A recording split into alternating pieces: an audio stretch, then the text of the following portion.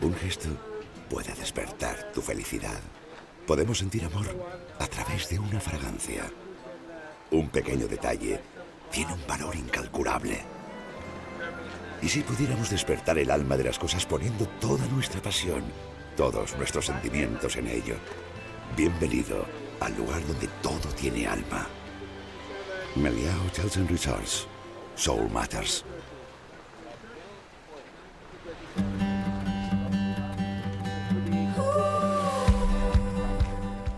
Welcome to Sotavento.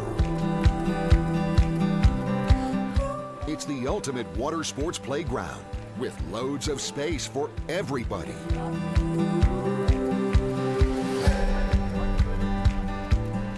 We offer the latest rental gear. Our professional courses will help you improve your style and riding technique. And with the hotels nearby, it's only a few meters from the bed to the board. Come and enjoy our water sports paradise.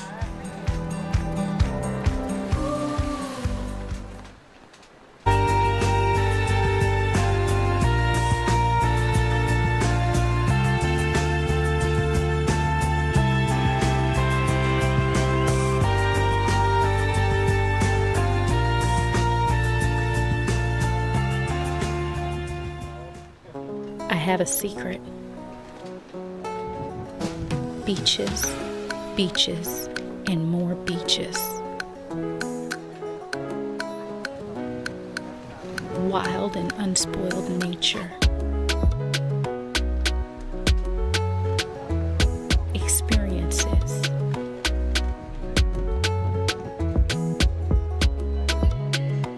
Sensations. Stories.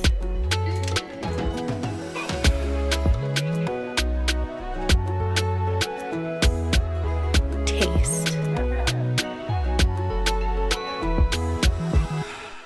Fuerteventura is my secret. Shh.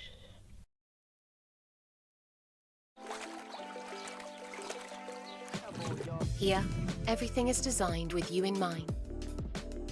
From our distinctive private areas, to our most privileged suites, where light and colours evoke a distinctive sense of peace.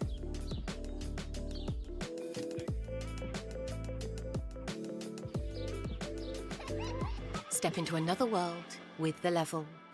Book now, melia.com.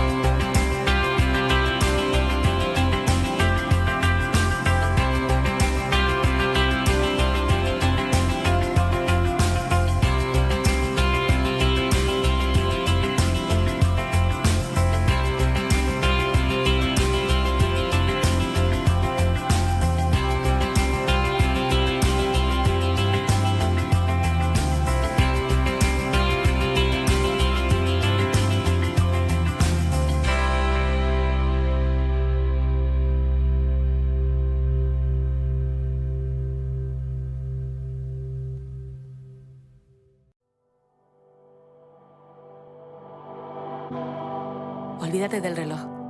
En esta isla no hay plazos, sino momentos. Esta es la isla de los horizontes.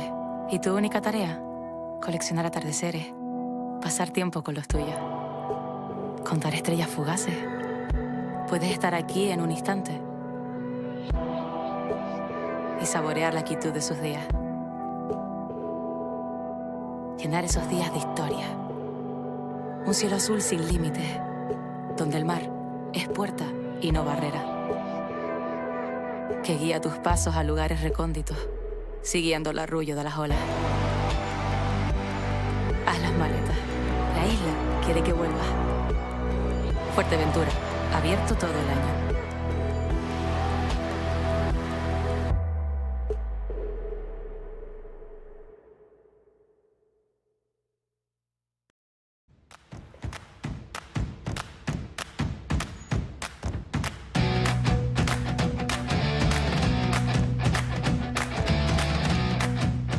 The Fuerteventura World Cup looks back on a long tradition.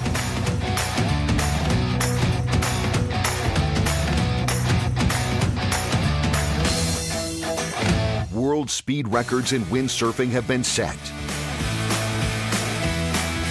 Legendary slalom races held. And freestyle world champions have been crowned.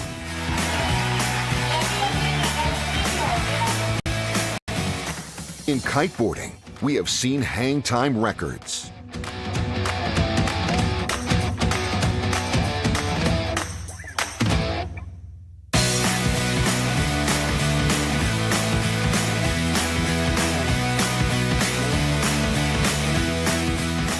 We have seen incredible strapless tricks.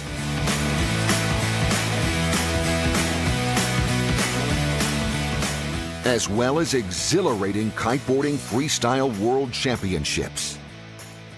And just like the sporting part of the event, the evening parties have become legendary.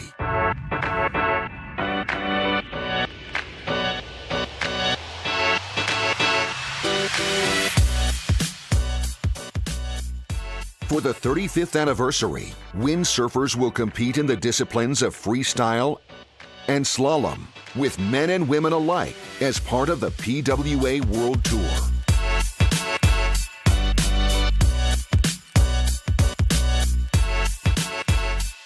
For the first time, the wing foilers of the GWA World Tour will carry out their competitions at the Fuerteventura World Cup. They will also compete in two disciplines, free fly slalom and surf freestyle.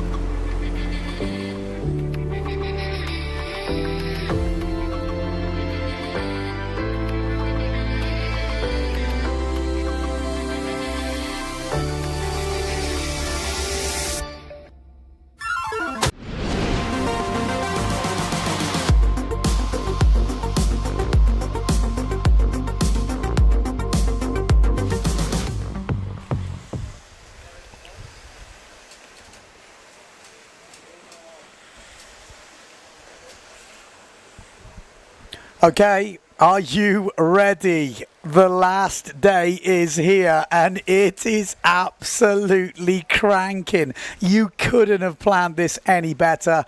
We are in for an epic last day of racing here in Fuerteventura.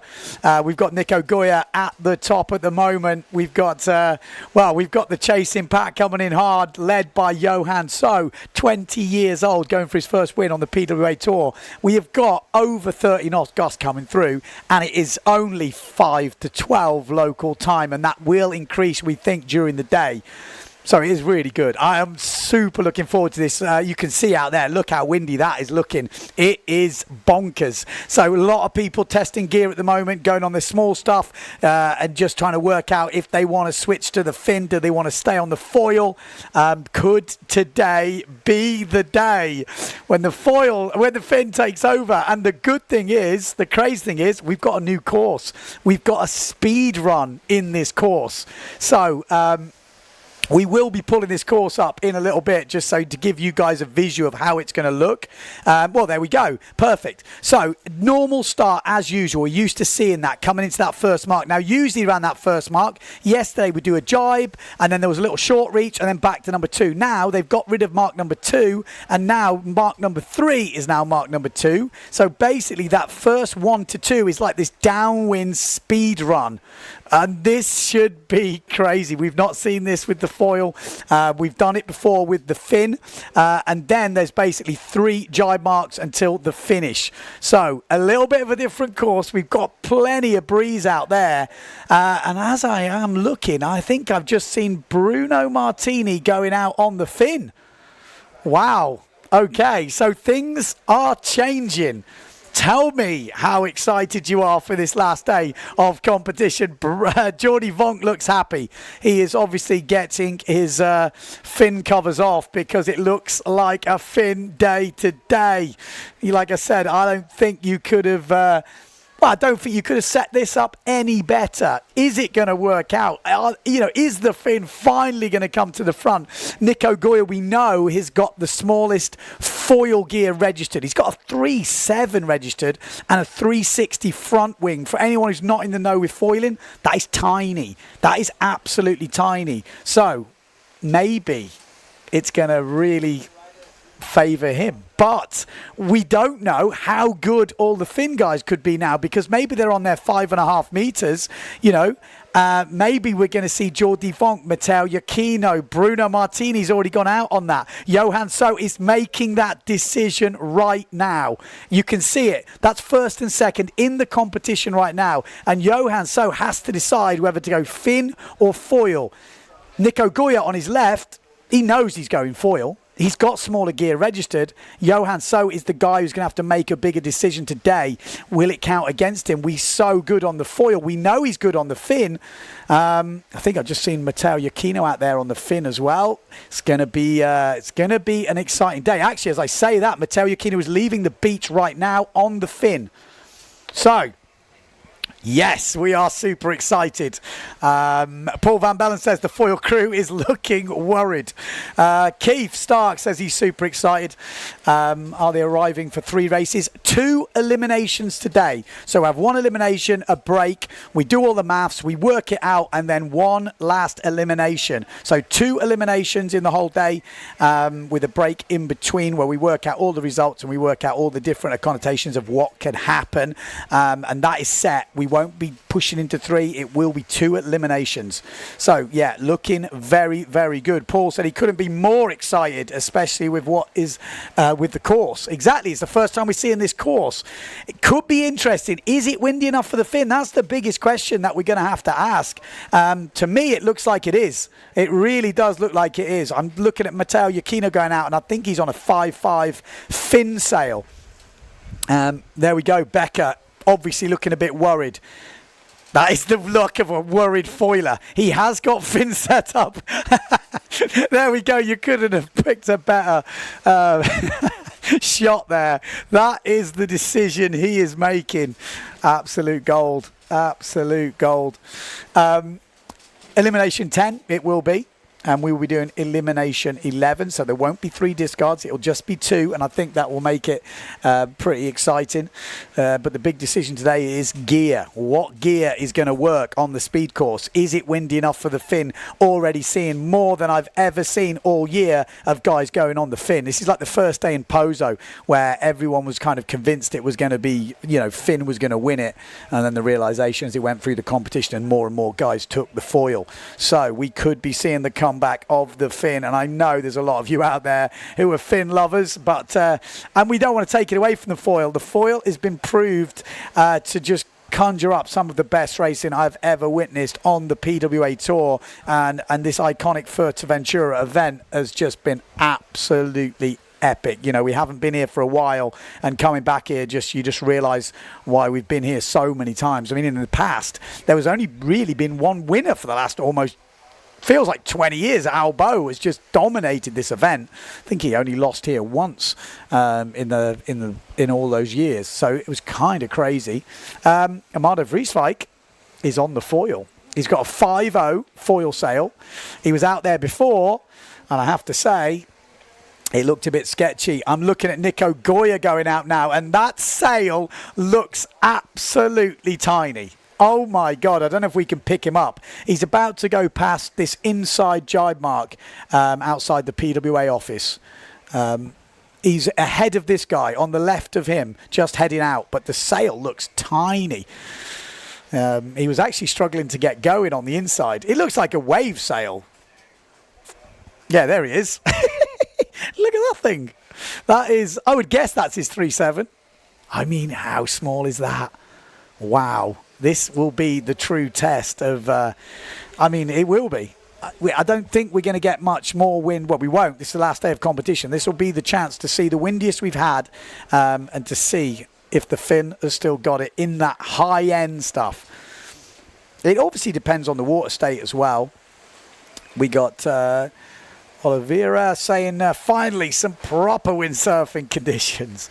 Love it. Bob says he's calling in sick today so we can watch the action. You do look a bit sick though, Bob. Actually, that's just me, my normal, after this whole week of shouting. What we got, Calla saying, this will be interesting. I think the wind is currently not strong enough for the fin racers. Okay, let's see how many discards is possible. With 11 eliminations, I'm pretty sure 11 is 2 discards. 12 is 3. So it will only be 2 discards. So it will be easier to work out. Okay, let's have a look at the standings before we get this elimination 10 underway. In the men, this is how it's looking. Goya on the top at the moment, but just 2 points clear, 1.9 points clear, which is actually very different to 2 points, if it makes sense, because 2 points, you could get some equal, but with that one bit in between, it's going to make it interesting. So Johan, so big day for him, the young Danish rider, 20 years old, but look at the fight for the podium. Mateo Yakino, Maciej Rakowski, and Amado Vrieswijk. Who is going on the fin? Who is going on the foil? Who is going to be good on the speed course? Will we cause some upsets? I don't know. Obviously, Bruno Martini pushed up yesterday up into 6th place, but there's quite a big gap between Vrieswijk. But that big gap is definitely equaled out. If Bruno wins one and Vrieswijk gets a 10th, his discard is around that anyway. He will lose 10 points on him straight away. So, you know, these gaps can be eaten up very quickly depending on the results. Mortefon, bad day for him yesterday, drops back to 7th. And then Enrico Marotti, you know, he's been having a bad week, but still in 8th place. He's not, you know, he's not doing terrible. It's just, it's not gone as good as it could have for him this week. And obviously, finishing Pozo. Olo, I've just seen Becker leave the beach. Guess what? He's on a fin. He's on a fin. Michelle Becker is taking the fin. So they're just adjusting the course, making sure it is right with this little speed run in it. And it could be very interesting. In the women's fleet as well, obviously they've got 2 eliminations today. Then they reached the maximum of 15. So we've got Offringer leading. We've got a 4 and a bit point gap to Marion Mortefon. We've got Alabau really close to Mortefon, just a couple of points behind. And then Justine Lemetier. Expect Gibson to put in a run today, but I'm not sure she will be able to get back to challenge for the podium places. I think the gap is too big, but we'll have to wait and see. Mortefon's good on the fin in the windy stuff. We know Offringer is as well, and that gap could be very interesting. Will Blanca Alabau finally take the fin? We've not seen her on a fin all year. Really interesting, actually, that will be. So let's see how we go today. There's a slight postponement on the boat at the moment. Just like I say, just adjusting the course. Make sure everything's right. We want 2 quality eliminations. And then we will be finding out who is on the podium, who has won 2023, I should say, here in Fuerteventura. And don't forget, this is not the last of windsurfing action we're going to see this week. We have obviously got the freestyle coming up, 5 days of freestyle, or a double elimination in freestyle. Amado Vrieswijk is back at the beach. Be very interesting to get some words from him, to hear what he's saying. He's obviously just been out there. Okay, so we're not going to have words, but just some feedback to hear what is going on out there. How's it looking? How's it feeling? It doesn't look like he's... Well, I'm going to keep an eye on him. He's just down below me here in the commentary booth. He's not actually coming into the beach at the moment. He's just cruising in the water. Matteo Iachino has come back on the fin. So he's gone for a little test. So Matteo Iachino has just come back. So they've obviously just been out for a little test to see how it is on the course. Because there we go. There's the 2 guys. So Amado chatting with Matteo Iachino. So we got Vinter as well. So let's see. What is the feedback? Any feedback from on the water? No, not yet. Okay. We're moving the first mark now. Okay, so they're just adjusting the course. 5-0. That's how we're looking. I'm going to say, going to be an interesting day. It's not super windy on this inside mark here. You can see that's Daldorf just heading out. Why is it so long to the start? They're just adjusting the course, making sure it's right. The wind does move, you know. It's not like it's like in any other sport where the parameters are just fixed. This thing, we have moving stuff all the time. So sometimes in the morning the wind's a certain direction and then it moves through. So they want to have it set up perfectly. Yeah, sounds perfect. Going to get someone who I've been butchering the name of every day, and she's about to correct me how you say her name properly. But I'm not going to play around with my pronunciations of French names, because it is my definitely well, Achilles heel, let's say. Justine! Yeah. Ready? Ready. Exciting. You're sitting in a good position. You've got 2 eliminations today. Yeah. Ready to take the podium? At the best position, nothing to lose. Nothing to lose. You're sitting in 4th place at the moment. Yeah. 4 points? Not even. No, it's close. With 2. Blanca, not even. Oh yeah, no for For third. It's, the podium, not even 4. Yeah, it's super close. It's going to be an interesting fight. Yeah. In this wind we've got here, foil or fin? Don't ask me, I don't know. It's difficult, isn't it? It's difficult to know right now. Yeah, I mean, I'm happy we have the boys first. Like this, we're going to watch how it's going with the speed leg. And then choose. What's your fin? What's your sail? What's your change down? What's your smallest foil kit and what's your fin kit? Well, my smallest foil sails is the 6.9 after I'm using the fin sails. Oh, okay. So okay. So what's your smallest sail? 5.0. The one I'm using on the foil now, I can put it on the fin. So 5.0? Yeah. So that's quite big, really, relative to the guys. Yeah.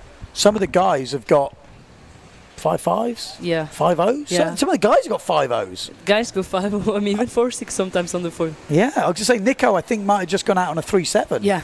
Yeah, yes. Crikey. So no, I think right now it's super windy. I've been looking at the wind readings and it's, yeah. I've just seen Maciek Rakowski, I think that is, on the fin. No. So we are seeing all the big boys going out on the fin. Obviously, Nico Goya, he is going to be on the foil. But Amado looks like he might be taking the foil. Yeah, he took the foil. He took the foil. He said no fin.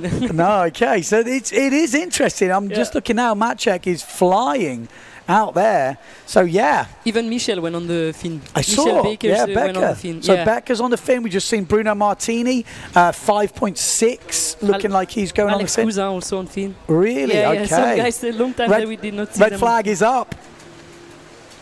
You know, we have talked about this big battle, you know, fin versus foil, but this is really it. This feels like it's going to be a fin race. I don't think there's going to be many on the foil. Like, the tables are going to be turned. So you might find yourself cheering for the foil here, because you always cheer for the smaller number. But whatever it is, it's just the way your brain works. Also for the fin guys, like Jordi, Tati, Lohan, they're going to be happy it's finally a fin. Yeah, it's going to be interesting. So, Cousin, Jules, Van der Berg, we got Sukas, Pettifer, Kudo, Vorenberg and Van der Heuvel, all in this first round. And it's our first chance to see the speed course. Have you ever done a course like this before? I don't know. No, never. Never. No, They're still moving the mark. I don't know. Yeah, just trying to get the angle right. It's quite light on this mark. Yeah, where it is. Problem. That's the only thing I'll be a bit worried about. There's a few little holes as we come into this mark. So there might be a bit of... Well, we'll see. I'm really looking forward to this. Last day, obviously, of competition. And how do you say your name? Your second name? Not like I say it. I know that. I know that. No, but just embarrass me. But I say it with an English accent. It's better, because the first year I went on the tour, you were saying Letier. You were forgetting half of my name. You Le Métayer. Le Métayer. Yeah, perfect. Le Métayer. Le Métayer. It's really French. Le Métayer. Le Métayer. Perfect. Okay. It's not going to end up like that, trust me. But what it should sound like, just so I can really... And then you'll hear me go to say your name and I'll stop, because I go... And my brain's going, Le Métayer, Le Métayer. Justine, otherwise Justine. Yeah, exactly. Justine, and you'll notice if I can't say the second name, the first name comes in a lot. So yeah, we'll see. We will see. Butchering French names every day. That is what I do. So, getting ready. If you are just joining this final day of slalom here in Fuerteventura, a lot of faces like that. Like, what do I take? Yellow flag on the boat. So less than 2 minutes to go until the start. Just still moving the course. Yeah, they are, you're right. Which is... But there's really no wind right now at that mark. Yeah. So foil not flying here, so... Yeah, and it almost could be worse for some of the small foils if they got speed, they'll be okay. But if they do drop off, it's pretty much hard for them to get going again. Here we go. Make your predictions. I think you already are. Dano saying foil may still win. Goya said 35 knots is needed for fin, so 30 knots is right on the edge. But when the PWA say 30 knots, it's usually like 50 knots. Just remember that. It's not always. Their wind meters seem a little bit stiffer than your average wind meter, let's say. So yeah, let's see. I wonder what Enrico Marotti's on. I wonder if he took the fin. But we've got that first round just to get a little bit of an idea. Usually this round's pretty relaxed, but it might not be on the fin as we are counting down. 40 seconds to go. Is there some foil on this one? Not sure. It doesn't look like it, does it? I mean, it's early rounds, and a lot of the early rounds, the guys have been on the fin, which is why they're in the early rounds a lot of the time. There is a foil there, though. It looks like a Challenger sail, but can't quite see from here. Looks Benedetti, no? FMX and Challenger. Yeah, but he's not in this heat. But maybe he... maybe he's just having a little warm-up, because there is already 8 guys up that top end. I think he's just having a little tune-up below just to see the run-up. Here we go, straight in. Look down that bottom end on the duotone. Good start down this bottom end. Who is that? Is that Mr. Pettifer? Oh my God, finally! The Brit has had a good start down this pin end. He probably fancies his chances. I heard he's on a 5.8 and he's a big lad, but that top end, Alex Cousin, absolutely flying on the Patrick. Looking very good here. Oh, it's a general recall. Yeah. Was that the top end, do you think? Yeah, I think it's top end. I'm not sure for Pettifer, but for top end for sure. Yeah, well, okay. That was a bit of an anticlimax, but nice to see.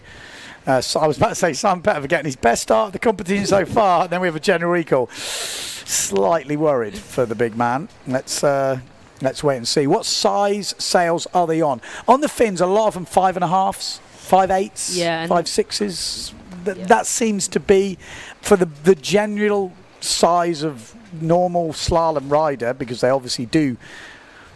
There we go. Here's the start again. Oh, the Gastro is way before. Oh, Pettifer is okay, but It's Kudu, I think, from Japan. He looks like he won't be racing in this one. He's definitely over. He was sticking out a mile. It's pretty difficult down that pin end. As soon as you go past that mark, if you're early, you're pretty much done. What do you prefer, foil or fin?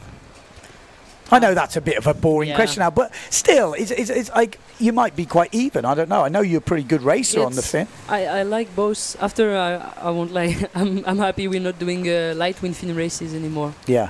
Because it was a bit boring. Now with the foil, every time it's epic, it's going fast, it's driving well. So. Well, it is for you in light wind foiling. For anyone who didn't, for sure. anyone who didn't watch Lake Garda, she literally won. Justine won every race apart from one or something. Yeah, like I didn't over early. Yeah, over early, exactly. You were absolutely flying. And there was a couple of questions yesterday to say, why isn't she winning more here now? Why did you dominate Lake Garda, and since then you haven't dominated? I think my gear choice also make the difference, because I was really thinking in the Canaries we will do fin all time. Yeah. And then I did we're doing only foil. So on my gear equipment, and even with Lucky Foil, we were really with big front wings, and then we're not doing fin anymore. So when we have to push here, I have like the wing I'm using now. I use it in 6 knot in turbo, and I have the same, but it's 30 knots. So. Okay, I didn't realise that. How big's your front wing? My 530. It can go at 6 knots in Garda. I want to race in 6 knots with my 530. Okay. And I'm here in 30 knots with the same wing, so it's super powerful. So it's really good. It's going fast, but you really need to push hard. And also with my sails. Yeah, you've got the fin sails, and well, for fin they're amazing. For foil, it's a bit more tricky for sure. Okay, interesting. Interesting. Lesson learned for next year. Yeah, but it is interesting because when you watch the racing, that's the kind of information you don't really know, and you can see some people going faster, and you're like, oh, they're faster, but it's not that clear this year. You know, there are, especially in the men's as well.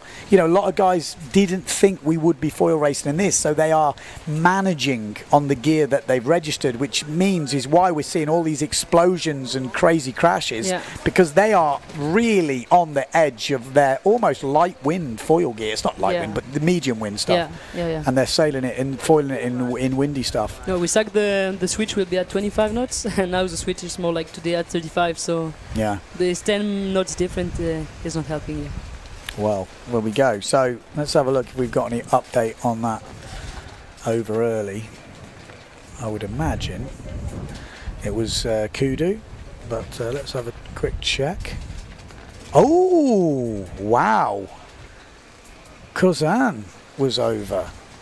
So surely he didn't need to push as hard in that early round. Interesting. So Alex and Kudo were over the line early. So 2 riders out. Wow, I didn't expect to see Alex Kazan. But that is very good news for Simon Pettifer fans. And I know there's a lot out there. The Brit, he hasn't made it out that first round yet. And today might be the could be the day. I don't want to big it up, but anyone who races in the UK scene, I'm sure they're going to be cheering him on. He's got 6 riders, 4 go through. So Cousin missing. We've got Jules in this. Expect him to be pushing hard. Van der Berg, Sokus, Pettifer, obviously Vorenberg, and Van der Heuvel. Is Vorenberg still here? I haven't seen him around. Not sure. No, maybe I haven't been hanging around so much, but he is here. I saw him this morning. Okay. Getting the fin equipment down. Okay, so just having a quick adjustment of the course, making sure everything's right. So a little bit of delay this morning, and then we will be hopefully getting into it. The only problem is it is getting towards high tide. High tide, the wind drops a little bit. Yeah, like yesterday it did. Yeah. Yeah. So we don't. I don't think she can. How old is she? Is it like a grown-up movie or? Are we picking them up on the stream? Are you hearing Sarah Keeter in the background? I think it's got ambient sound and she's talking straight into the ambient sound thing. I could be wrong. I hope she doesn't say anything controversial. Barbie movie, though. I don't know if you guys heard it, or maybe it's just in our ears. But I have a feeling that was straight live. How was the Barbie movie? Good.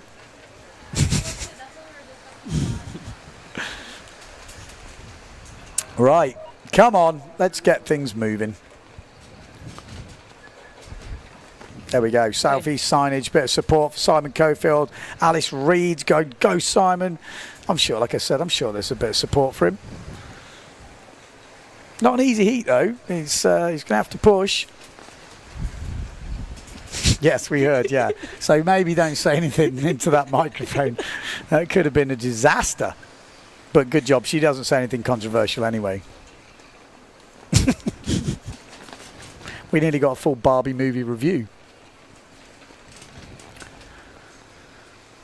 Okay, more rigging. Marotti looks like he's rigging the fin sail, so that means he's been out there. It means he thinks we could be on that today. Come on, let's get it on.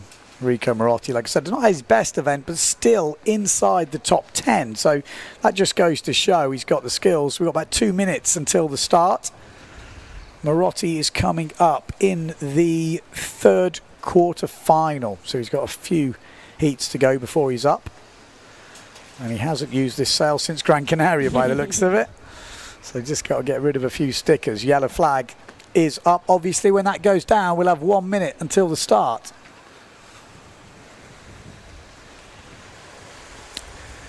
Six riders left. Kuzan and Kudu have been disqualified over the line early. We've got Jules, Van der Berg, Sokus, Pettifer, Vorenberg and Van der Heuvel. And I think Vorenberg is not there anymore, so no. make one less rider. So Vorenberg isn't. Okay, yeah. That's what I was going to say. I haven't seen him around. He disappeared. So maybe there's 5. Simon, come on. I know I'm biased, but you come can be on. The one. You got to go for the underdog. Come on. He is a bit of an underdog. He's a bit of a dog.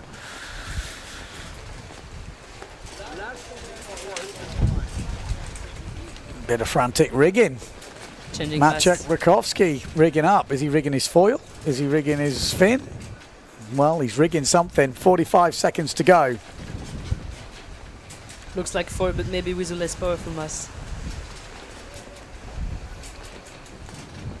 Yeah, wow. Maybe fin. Stressful times. Stressful times because Rakowski's in the second quarter final, which is not that far away. Right, 25 seconds to go. Early round. We're not going to lose. We're only going to lose 1 rider after this. So if you're 5th, you're going to be pretty upset. We've got Simon Pettifer down this bottom end on the duotone, on the fin. Then we've got the foil of maybe Van der Berg or Van der Heuvel? Van der Heuvel. I think it's Bob on the foil. Okay, Bob on the foil. Okay, well, Jules with a good start in the middle on the S2 Maui sail and future flyboard. Pettifer at the moment in 5th place. He's going to need to find his extra gear to qualify. We got Sokus from Greece at that top end, and then we've got the 2 Dutches. The foil is doing good. Yeah, so what you think it's Bob on the foil? Yeah, I'm quite sure it's Bob. He looks like he's going to love this speed run now as he comes down. It's not easy. I mean, our drone guy's just got to get used to the course as well. Coming back. Look at this speed run on Jules and Van der Heuvel. Look at that, plenty of speed as they come into this mark. This is a lovely speed run actually. It's going to be an interesting course today. So we've got this speed run, then the jibe comes in, and it looks set really well actually. Really nice rounding from I think Van der Heuvel there as Simon Pettifer jibes into the water. Oh no, Pettifer, not what you need.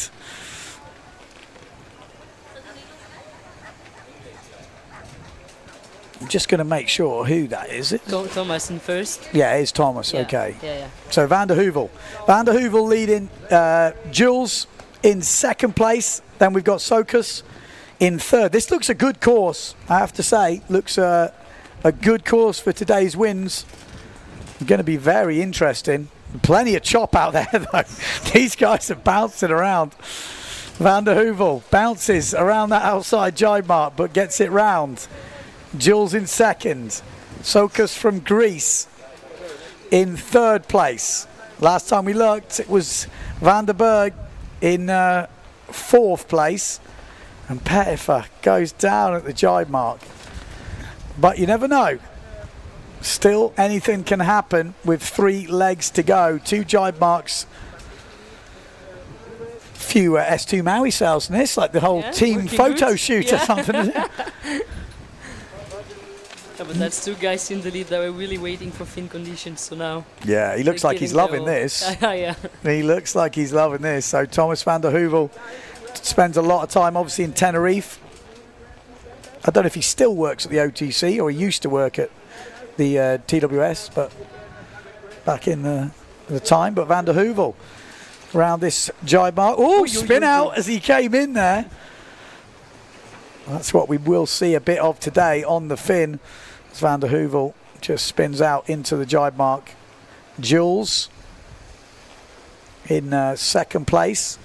And we've got Sokus in 3rd.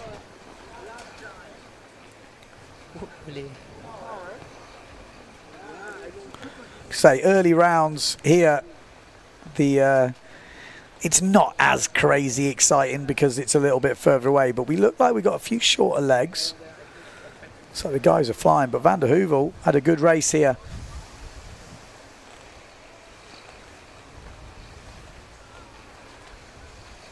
I'm looking forward to seeing these later rounds when we get into the quarters. It does look like Mr. Pettifer is not going to get through here. That one mistake on the jibe has really cost him because the other riders are already home and dry. Van der Heuvel's nearly finished. He has motored down this last one. Jules looking good in 2nd, Sokus in 3rd, and then Van der Berg on the foil in 4th place. And Pettifer, unfortunately, will be missing out in 5th. You never know. There's a last reach to go. And the foil is not always the most safest. So you never know. Still a little chance of an explosion. Bob doesn't look comfy. He doesn't look comfortable, does he? You can't see him on your screens, but the foil of Van der Berg, his ass is literally as far out as possible. He is on the toilet right now, just limping home. He is, there we go. He'll be quite happy he's finished that. Yeah. The drone's having to come down, is that? Yeah. Because it's too windy? No. Oh, battery. Oh, God. Sorry, I've just heard in my ear the drone has to come down. I'm thinking, oh, no. But no, it's okay. He's just got to change batteries, then they'll be straight back up. So there we go. Simon Pettifer, unfortunately, does miss out on his chance to get into the quarterfinals. But all the other boys safely through. If you want to keep going with French name pronunciation. Oh, God, no. We can go with Lohan. No. Lohan Jules. Yeah, but I have this problem because I'm not French. I cannot speak in a French accent whenever there's a French name. Because if you say my name, Ben Profit. No, wrong. Ah, yeah, you see. But yeah, because in French... Profit. You say profit. Yeah, it's profit. Profit, okay. Profit. So like in French... No, say it like me. Profit. Profit. You're putting letters that are not useful, like profit. In French. Profit. No, you're saying profit. Profit. You want the T or not? Yeah, we have a T. That's what I mean. In French, you get rid of the T. The T's worth nothing. No, there's letters just for fun. Yeah, exactly. We've got them as well, but it's. I mean, I'm not the best at pronunciation, but French is just a whole nother level. Yeah, here we go. Here we go. Ben, if you're struggling with Le Métier. Oh, nice. But I'm not going to say it like that when I'm commentating. Le Métier, she's coming through. Oh, I'm definitely not doing that. Just use warrior name. Just win.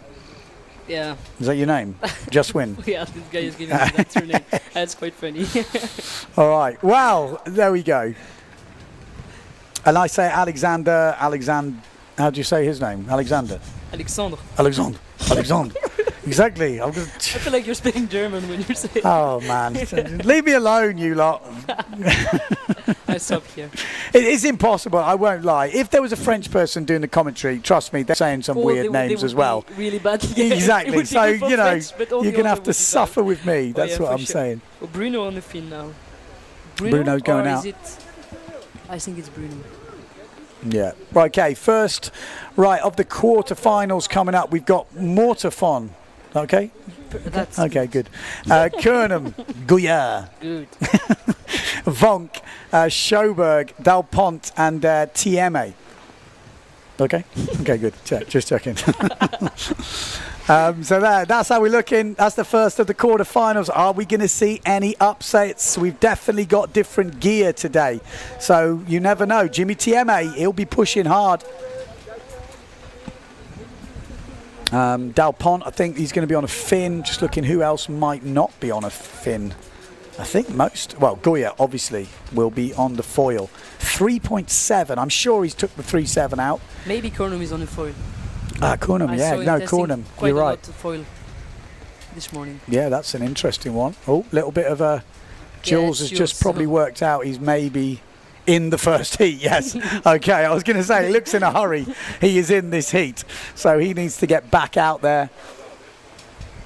Maybe came in for a change then, because he didn't look comfortable in that. We know he's fast, and he was a little bit further back, so maybe. I think he had a super big sail. Yeah. Because he went out with 6.7. I saw him go out, and I thought, what the hell's that thing? Yeah, massive. So he gets through the first round, but he's definitely come in to he moved change. To 6.0 for sure.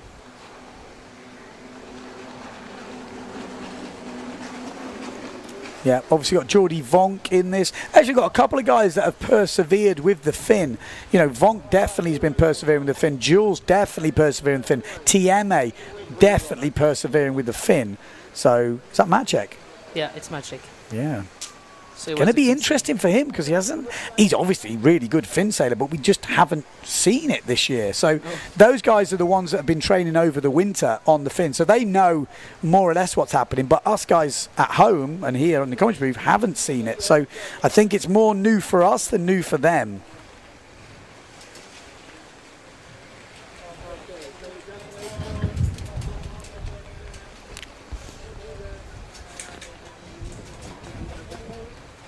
Uper. You don't pronounce the H, you don't pronounce the T. You may as well just give up on the whole name. I mean, I remember when I came in, I said Hoopert, and everyone was like, no, you don't pronounce the T, and then you don't pronounce the H. So just get rid of them. Uper. Anyway, that's enough of my terrible pronunciations. I'm just getting absolutely drilled in the comments here.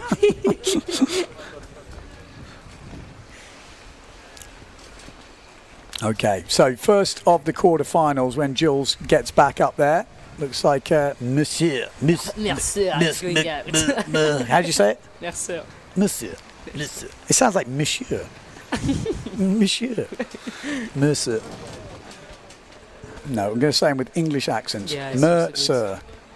Mercer. It was his birthday the other day. The 28th. 22. 22? No, the 28th. Oh, right, 28. I don't care what day. I was going to say 28, he looks young. Yeah, no, that was the day.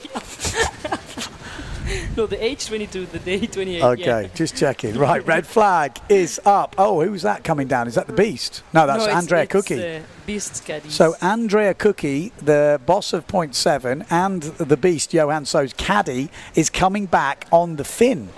That means he's on the foil. So, yes. But why would the caddy come back at this point? There's a reason, surely. He's not in until the last heat. So is he coming to tune something, check something? He's definitely coming back in. There he is on your screen, in fact. So I wonder what he's doing. We need that stuff like they've got in Formula One where you hear like the radio. Yeah. Where they could just mutter to us. Yeah, exactly. The money, money, money. But there we go. Look at that. What a strapping young lad. He's still competitive as well, Andrea Cookie, no doubt about it. I mean, it would be horrible having him as a team boss. I remember, well, he beat Tati in the Deafy Wind. You know, like, it's like, how do you renegotiate your contract when the boss beats you? It's like, this is kind of difficult now. But, yeah, that's the way it goes. A lot of the windsurfing crew have got pretty fast bosses. 2 minutes 30 on the clock. I think once this starts happening now, we will start getting into it and we're going to be going through. Oh, Sokas. Oh, he was on the fin last time, actually. I think Hugo Sorbeck. Oh, yeah, Swedish name, for example, I can pronounce. Yeah, there we go. There we go. There we go. Good. Good. So I would say Hugo. Okay. Yeah, I think he's on the Hugo. Hugo. Hugo. You see, if my name was Hugo, I would say it's Hugo, actually. Hugo. And you French guys would be going, Hugo. I'd be like, who? Who are you talking to? I mean, Hugo. There's a H in there, love.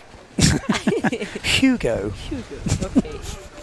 Yellow flag up on the boat. Come on, let's get into it now. This is when we start rolling through them. Quarterfinals, elimination 10, final day here in Fuerteventura, Sotavento Beach. And it is delivering the wind at the moment. I'm really excited to see, actually, who does well out of today's conditions. Who will it favour? I actually really don't know right now, and I don't think anyone does. It's going to kind of be our first time to really see it. It's probably the windiest stuff we've had on tour, the flatter, windiest stuff. I mean, Pozo first races were quite windy, but then it never really hit the heights of Pozo, so we never really did it. It's more windy than Pozo for sure, but it's less. It's super choppy, but it's better than in Pozo, yeah. Yeah, and we might have a very high tide today, which could be a bit of a nightmare as well for the gear on the beach. Yeah. Because there isn't much beach left now if that tide comes up, and all the gear is, everyone's a bit stressing. Here we go, 45 seconds on the clock. Mortifon should be on. Well, he will be on the duotone sail. I'm so used to seeing him on the white sail, but he's obviously going to be on the darker fin-coloured sail now. So is Jimmy TMA, and so is Jordi Vonk. So we'll have to work out who's who at some point. S2 Maui sails will be Jules, probably, something like that. Wow, there's a lot of duotones in this. Mortifon, Dalpont also, Vonk, duotone. Schoberg, Dalpont, TMA. They're all in it. Oh, hello. Fast. Someone's on the foil down there. Is that Schoberg? Yeah. I think it is, yeah. So we got Nico Goya down this close end, and on the Neil Pride just upwind of him. So we have 3 foils in this. On the Neil Pride's Kurnum. We've got Jules in the middle. Nico Goya is looking very fast on that foil, though. We know he's done 41 knots here in Sotavento, probably at this very place where they are doing this first reach. We've got the speed run, and it's Nico Goya, the event leader, who is going to go round the first mark in first place. But here comes the Finns on the speed run. This is where we should see it benefit the Finn riders as we go through, and that's either Jordi Vonk or Pierre Mortifon down this inside leg. This is lovely to see, isn't it? Surely this is where we're seeing the Finns overtaking on the foil as we come into this first jibe mark. I think it's Pierre, yeah. Yeah, Pierre Mortifon round in first, Jordi Vonk up in a second, and Nico Goya had a little bit of a wonky one there. He's managed to survive, but a couple of the other boys have gone down. Really difficult jibe by the looks of it. Wow.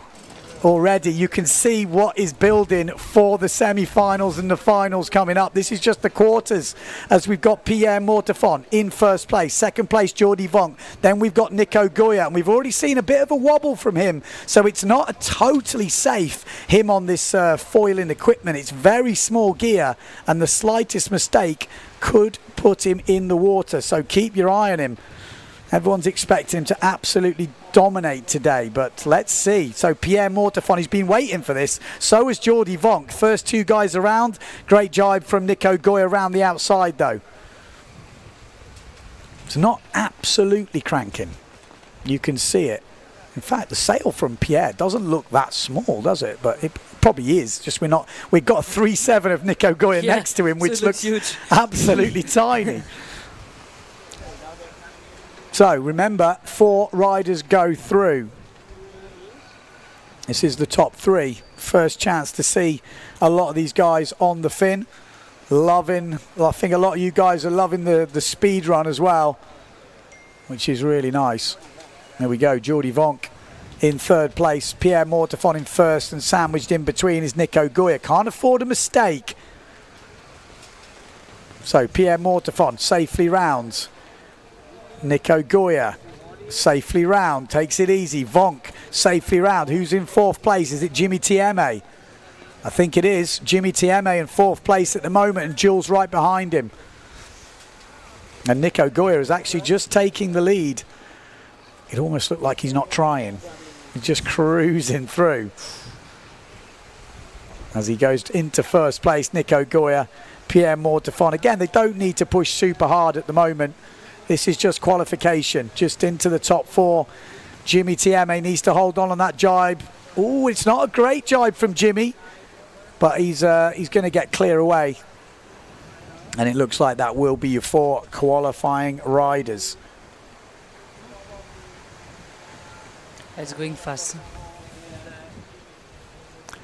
Yeah, there we go. Just going to cruise it down this last one. Nico Goya wins it in the end. Pierre Mortefon 2nd, Jordi Vonk, and then Jimmy Tieme. But, you know, you could see the top 3 riders there. They weren't pushing super hard. They just want to qualify through to the semis. Interesting race. What do you think of that speed run? I don't.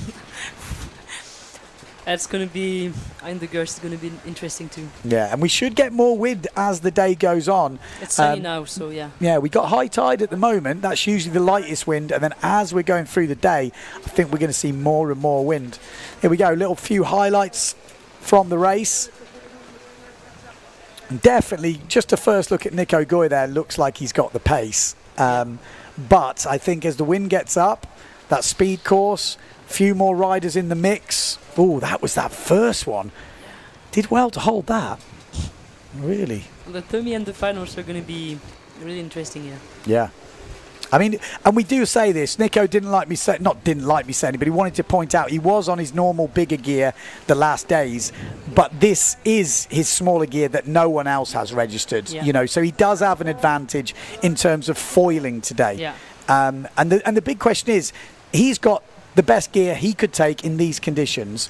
The Finn guys have got their best Finn gear they could take in these conditions. So this is the real test of what wind strength is the crossover.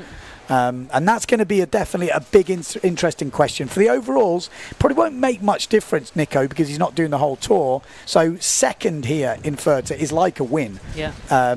Because you'll be beating all the other guys that are doing the tour, and it will be a counting result. So it definitely still has a lot of weight.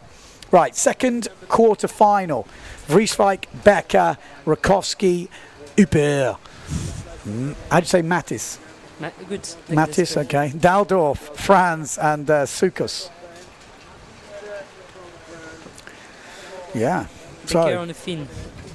Yeah, who is doing what then? So Vrieswijk we think's on the foil. Becker looked like he took the fin. Rakowski looked like he took the fin. Uper must be foil.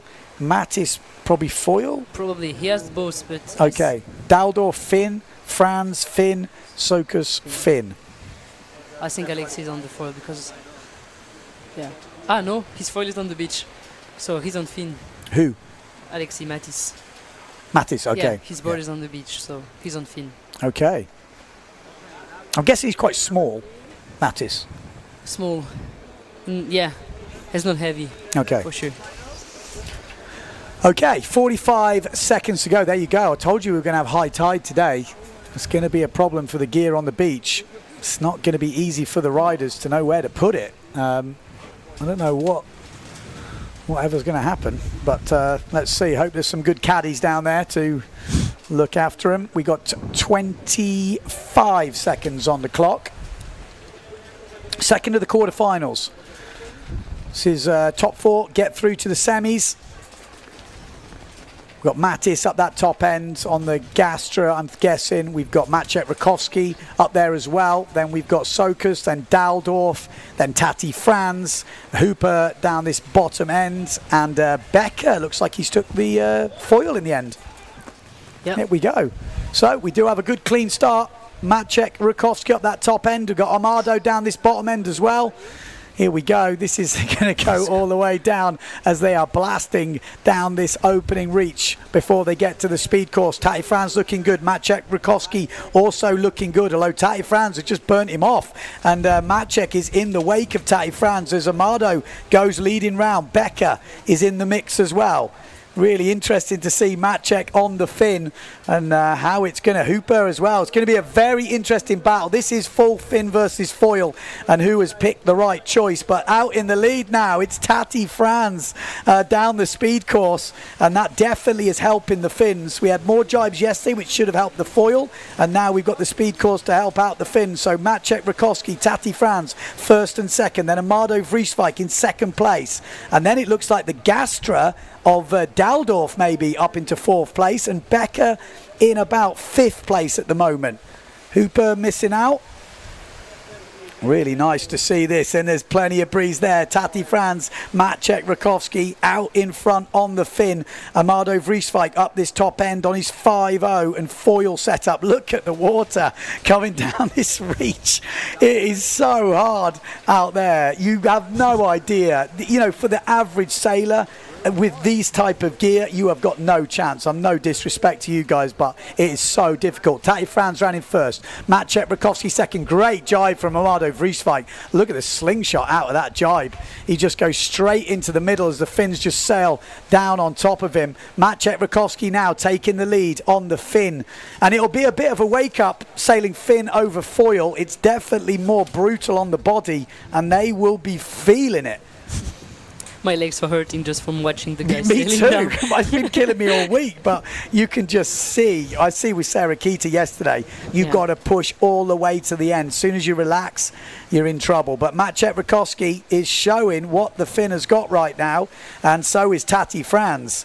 Are they pushing as hard as they need to? I don't know. You know, it's still early, but you wouldn't want to give up anything. You never know what can happen. Fifth place is not far away. It's Michelle Becker at the moment.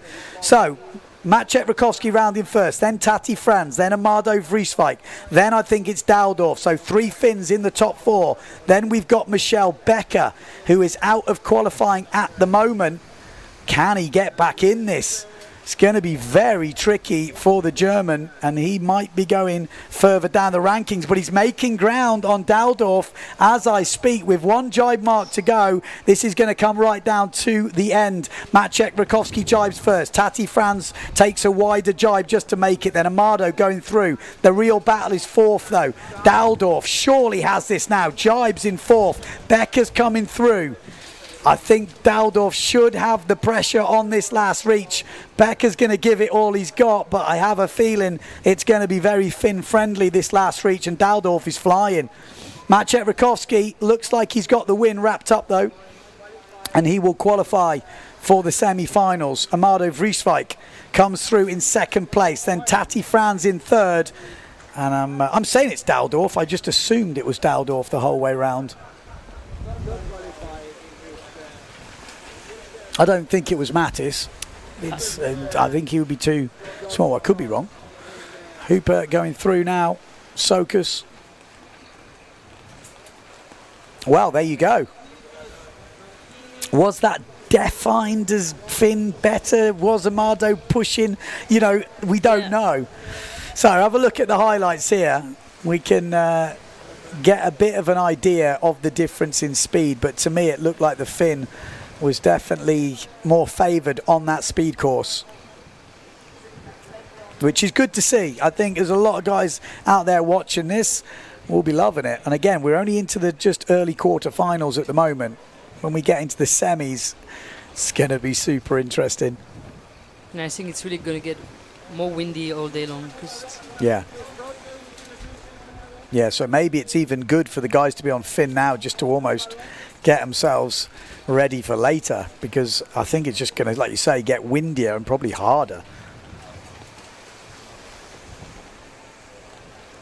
Because now the wind is dropping just a bit. Oh. Is that Morotti? No, it's Cornum, no? Cornum, okay, that makes more sense.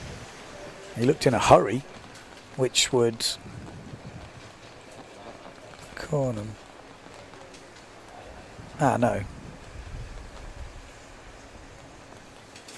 Well, anyway, Martini's in this one. Go on. Giro. Yeah, Giro. Like I thought Giro was in this. Giro, Morotti, Preen, Mercer, Everard, Makir, and Van der Heuvel in this one. Yeah, just looking at people leaving the beach. Enrico on the foil. Yeah, Enrico on the foil. Interesting. So Enrico on the foil. But the wind is dropping a Well, bit. say Enrico on the foil. He's in this race now. So I guess it's a pretty quick run up. But he's just left the beach. He came in and changed. But the wind has a small hole now. It's a bit less. I think it's high tide now, and it's really it lose 5 knots, so it can make the difference for the foil. Yeah, Mark Van Oost saying nice and interesting to see different lines and courses used. I agree. I think a lot of people have been pushing this for a while, but it got a bit stagnant. But it's nice to see it being used, you know. And everyone's not going to enjoy every course, but that's the whole idea. You want to kind of move it around to suit different people, I guess. At different times it can suit different people, and in theory the best guys and girls will win at the end of the day. So yeah, interesting to see it. And it also suits different things. As we've got fin racing and foil racing, the 6 jibes yesterday maybe suited the foil a bit better. Sure. It's a bit hard to say actually, but I would say it probably suited the foil a little bit better. And today that speed course definitely seems to be suiting the fins, so I think it's quite even, which is what we like. We had 2 of the long courses yesterday, and we should have 2 of these speed courses today, so I think that's pretty cool. Becker, oh man, he had a moment yesterday where he was in 4th place. Since then it's really not gone his way. Oh, here we go. We've got Berkeland saying Marotti broke another boom and had to come in to change. I'm not sure how you know that, but if that is the truth, thanks for the information.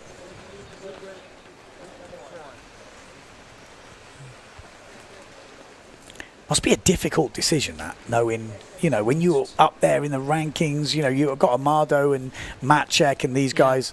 It's difficult to know. That's for me the worst win. When you, because you're going out on the foil or on your fin, and you're already all the time asking you, should I be on the other equipment or not? So. And we have seen, you know, the guys and girls that win are the ones that can battle through when they're not on the right gear. It's not always, you know, obviously when you get your perfect gear, it's going to be much easier. But the real champs, when you have 10 or 12 or 15 races, are the ones that can really still be competitive on the gear where they're not quite on the right stuff. You know, you see it in wave sailing a lot. You know, you pick the wrong gear for the heat, but you manage to make it work. And it's, I mean, that's the test of a true champion, I would say, is because the gear, if you've never raced before, this is one of the most difficult and important decisions. And if you lets you get it into your head you're on the wrong gear and you don't race properly, game over. Like, game over.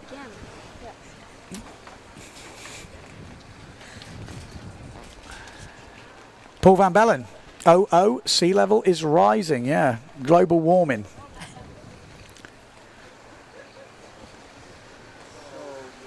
We've got Bob saying it must be great to have a caddy for the last minute changes. Yeah, for sure. There he is, Michelle Becker. Should he have took the fin? Would it have made a difference? I don't know. It was a pretty tough heat, that. Daldorf has been pushing the... He's got some good expressions, Becker. Like it. I think he is, for example, he has been singing a lot about what he's going to choose, because he went out on fin, then on foil, then... I think it was difficult, you know, for him. Definitely, he's right up there. He's proved it time and time again in the foil rankings, but in the fin, he's never really been challenging in the fin, you know, and so it's going to be difficult for him. You look at who qualified ahead of him in that heat, and they are big names. I mean, they're big names. Like first Rakowski, second Vrieswijk, third Franz, and fourth Daldorf. Daldorf's been smashing the fin every, you know, he wanted that race and he finishes fourth. So it was always going to be a difficult one. He maybe needed a little drop in the wind. But the guy's fleet is smaller than usual, but it's big name in it, so... Yeah, 100%. Right, like I said, we've got 2 minutes until the third quarter final. Bruno Martini, Giraud, Marotti, Preen, Mercer, Everard, Macker, Van der Heuvel. Van der Heuvel looked very good on the fin in that first one. So although he's like the lowest seed here, he might push up a little bit. You know, what's Nico Preen gone? Has he got on the fin or foil? That's an interesting one for me, because since day one here, he's been on the foil every race. In Pozzo too, he was all time on the foil. And we know he's good on the fin, so it's not like he's, you know, bad on the fin, but is he? Well, we'll soon find out. What does Becker wear around his neck? It's a whiplash brace, like a go-karting whiplash brace, apparently. Looks quite comfortable. If you're tired, you just sit back, have a little nap when you're cruising along. Okay, just coming up to a minute to go.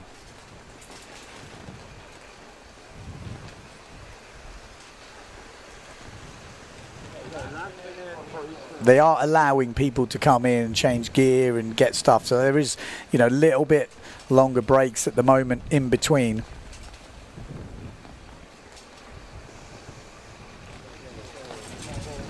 We go, Sokas, just coming into the beach. We got 35 seconds on the clock. It's going to be a first look. Enrico Marotti, where is he?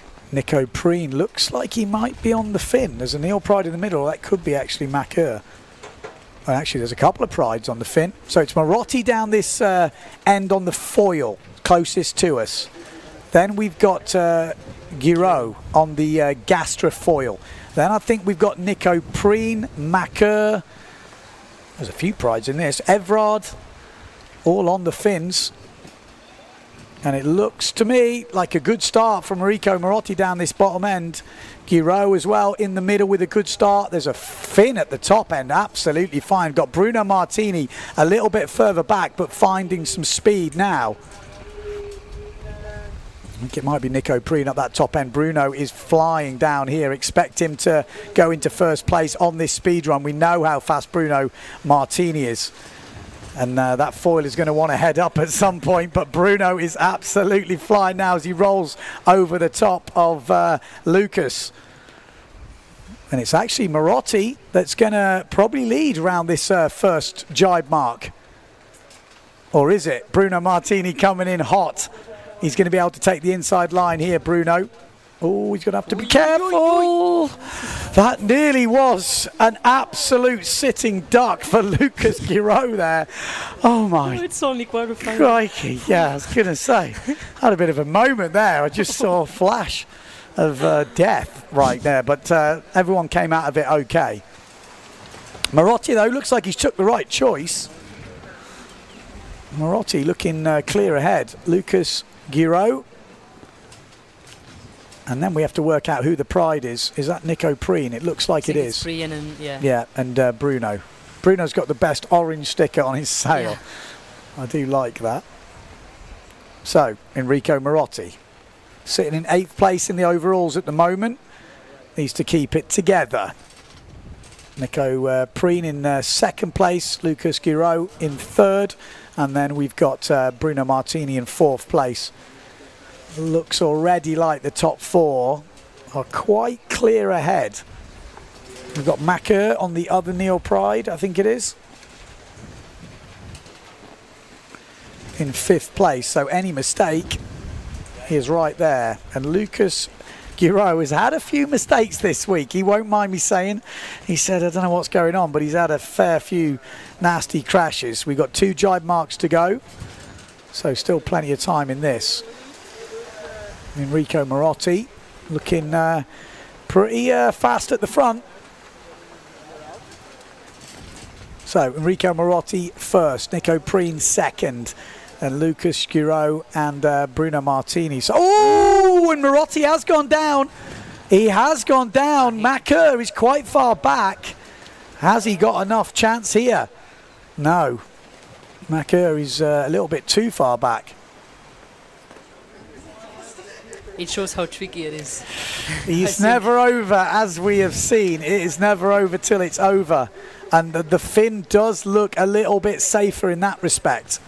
As Bruno Martini absolutely flies underneath us, bouncing out the water. So Bruno Martini up into 1st place. Lucas Giraud in 2nd. Then Nico Preen. And then Enrico Marotti. Come on, Enrico. Let's get it home nice and safely. Doesn't look as steady at the moment, the foil. Well, we'll wait and see. It's still early days. The wind is picking up as we go. But Lucas with a solid race there. Going to finish in 2nd place. It definitely looked a little bit easier in terms of energy spent on the foil, but looks a little bit hesitant. I think there's some big gusts coming you through. need to be super focused also on the foil. It's Yeah. more the game. We're getting more tired of being focused than physically tired. Yeah, this is, I don't know, we're going to see how it's going to play out. So far, you would say, even though we've had Finns winning, it looks like the advantage is still a bit with the foil. I don't know, I just get that feeling like the foil guys are not pushing as hard yet. They're just, I'm in the top 4, let me just finish in the top 4. When we get to the finals will be the real test. Oh, is that Jules? No. No, it's Thomas. Oh, Thomas van der Heuvel. And if he'd have stayed in that, when Marotti went down, he could have been there. Yeah. And that's the problem. Marotti's had some crashes and they're definitely getting in his head. So you lose that bit of confidence. And we all know when you haven't got that confidence, it can be a big killer. He needs to get back into racing without thinking. He's definitely thinking about every jibe right now, and it's horrible when that happens. Right. We've got the Beast in this one, sitting in second place in the competition at the moment. Really needs a big day today if he's going to win his first ever PWA event. Just ending up on the podium would be great, but I'm sure he wants to go for the win. Benedetti's been looking very good all week on the foil. We've got Giacchino in this, Stallman, Winter, Rocha, Board, and Van der Berg. So yeah, let's see who's on what when we line up for the start. We did see Giacchino go out on the fin, but then came back in, so I'm not sure what he took in the end. There's a lot of that, looking out to sea. Thinking, what do I take? Yeah, everything is ready on the beach. It's going to be a last-minute decision. Right, yellow flag, waiting for that to go down. When it does, we'll have 1 minute. There we go, 1 minute till the start. Elimination number, well, heat number 4. No, heat number 5. And the last of the quarterfinals. We've already got the first semi-final done, which will be Goya, Mortefon, Vonk, TMA, Rakowski, Vrieswijk, Franz and Daldorf. A lot of Finns in that, actually, when you go down the list.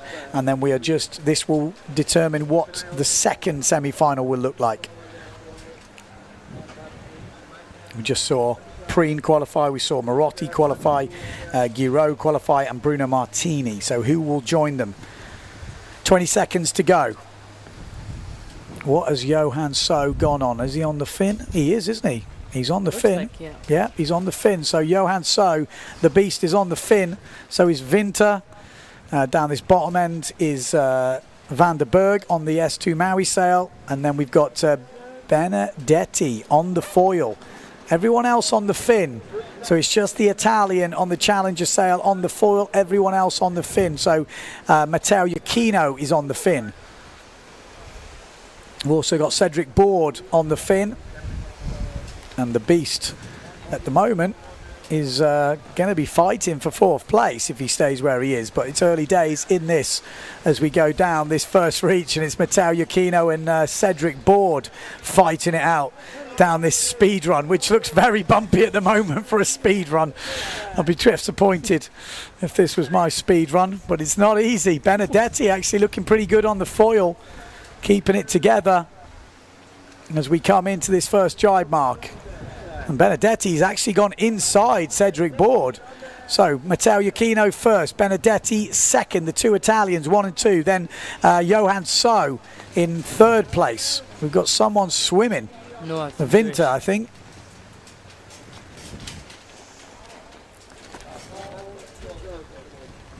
Say this is just the quarterfinals. I say just, but it's, you know, we haven't had those massively close battles in the quarterfinals. It really starts happening in the semis every so often, though. We do have that fight for 4th place going on, but at the moment we're just kind of learning what is working on this course today. It looks like it's getting choppier and choppier out there. The port tack is giving an advantage to the foil because it's super choppy. It looks horrendous, actually. Benedetti just cruises round on the foil as bouncing round from Matteo Giacchino. The Beast in 3rd place. And then, is it still Cedric Board in 4th? I think it might be on that second Severn sail. So you would say, looking at this, at the moment, I think it's favouring a little bit the foil. Yeah. Looks an easier race. But that's not to say when the wind increases a little bit, it's going to get pretty scary on that foil. And I think even some of the gusts now, Benedetti's looked very solid all week, and he's having some huge gusts coming through the course now. And Matteo Iachino is just having a little tester to see how much his speed he's got to play with. He doesn't need to push as hard at the moment, and there's no point. Qualifying position, Benedetti goes through, Matteo Iachino in second, Johan So third, and Cedric Board in fourth place. Nice jibe from Cedric, just really closing the gap there. Maltarusha fighting it out, I think, behind him. Stallman as well. But the top four look pretty clean away.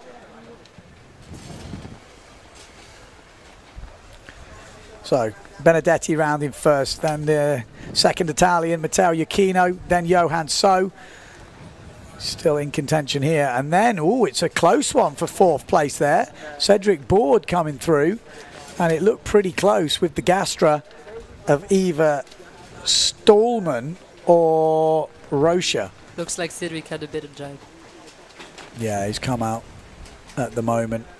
It's going to be a big race, though, on that fourth place. Benedetti's going to win it. Matteo Iachino, again, he's just cruising through in second. Johan So third. And it looks like Cedric Board. It's really bouncy out there. When you see it like that on the drone, you know how difficult it is when you're out there sailing. Tricky.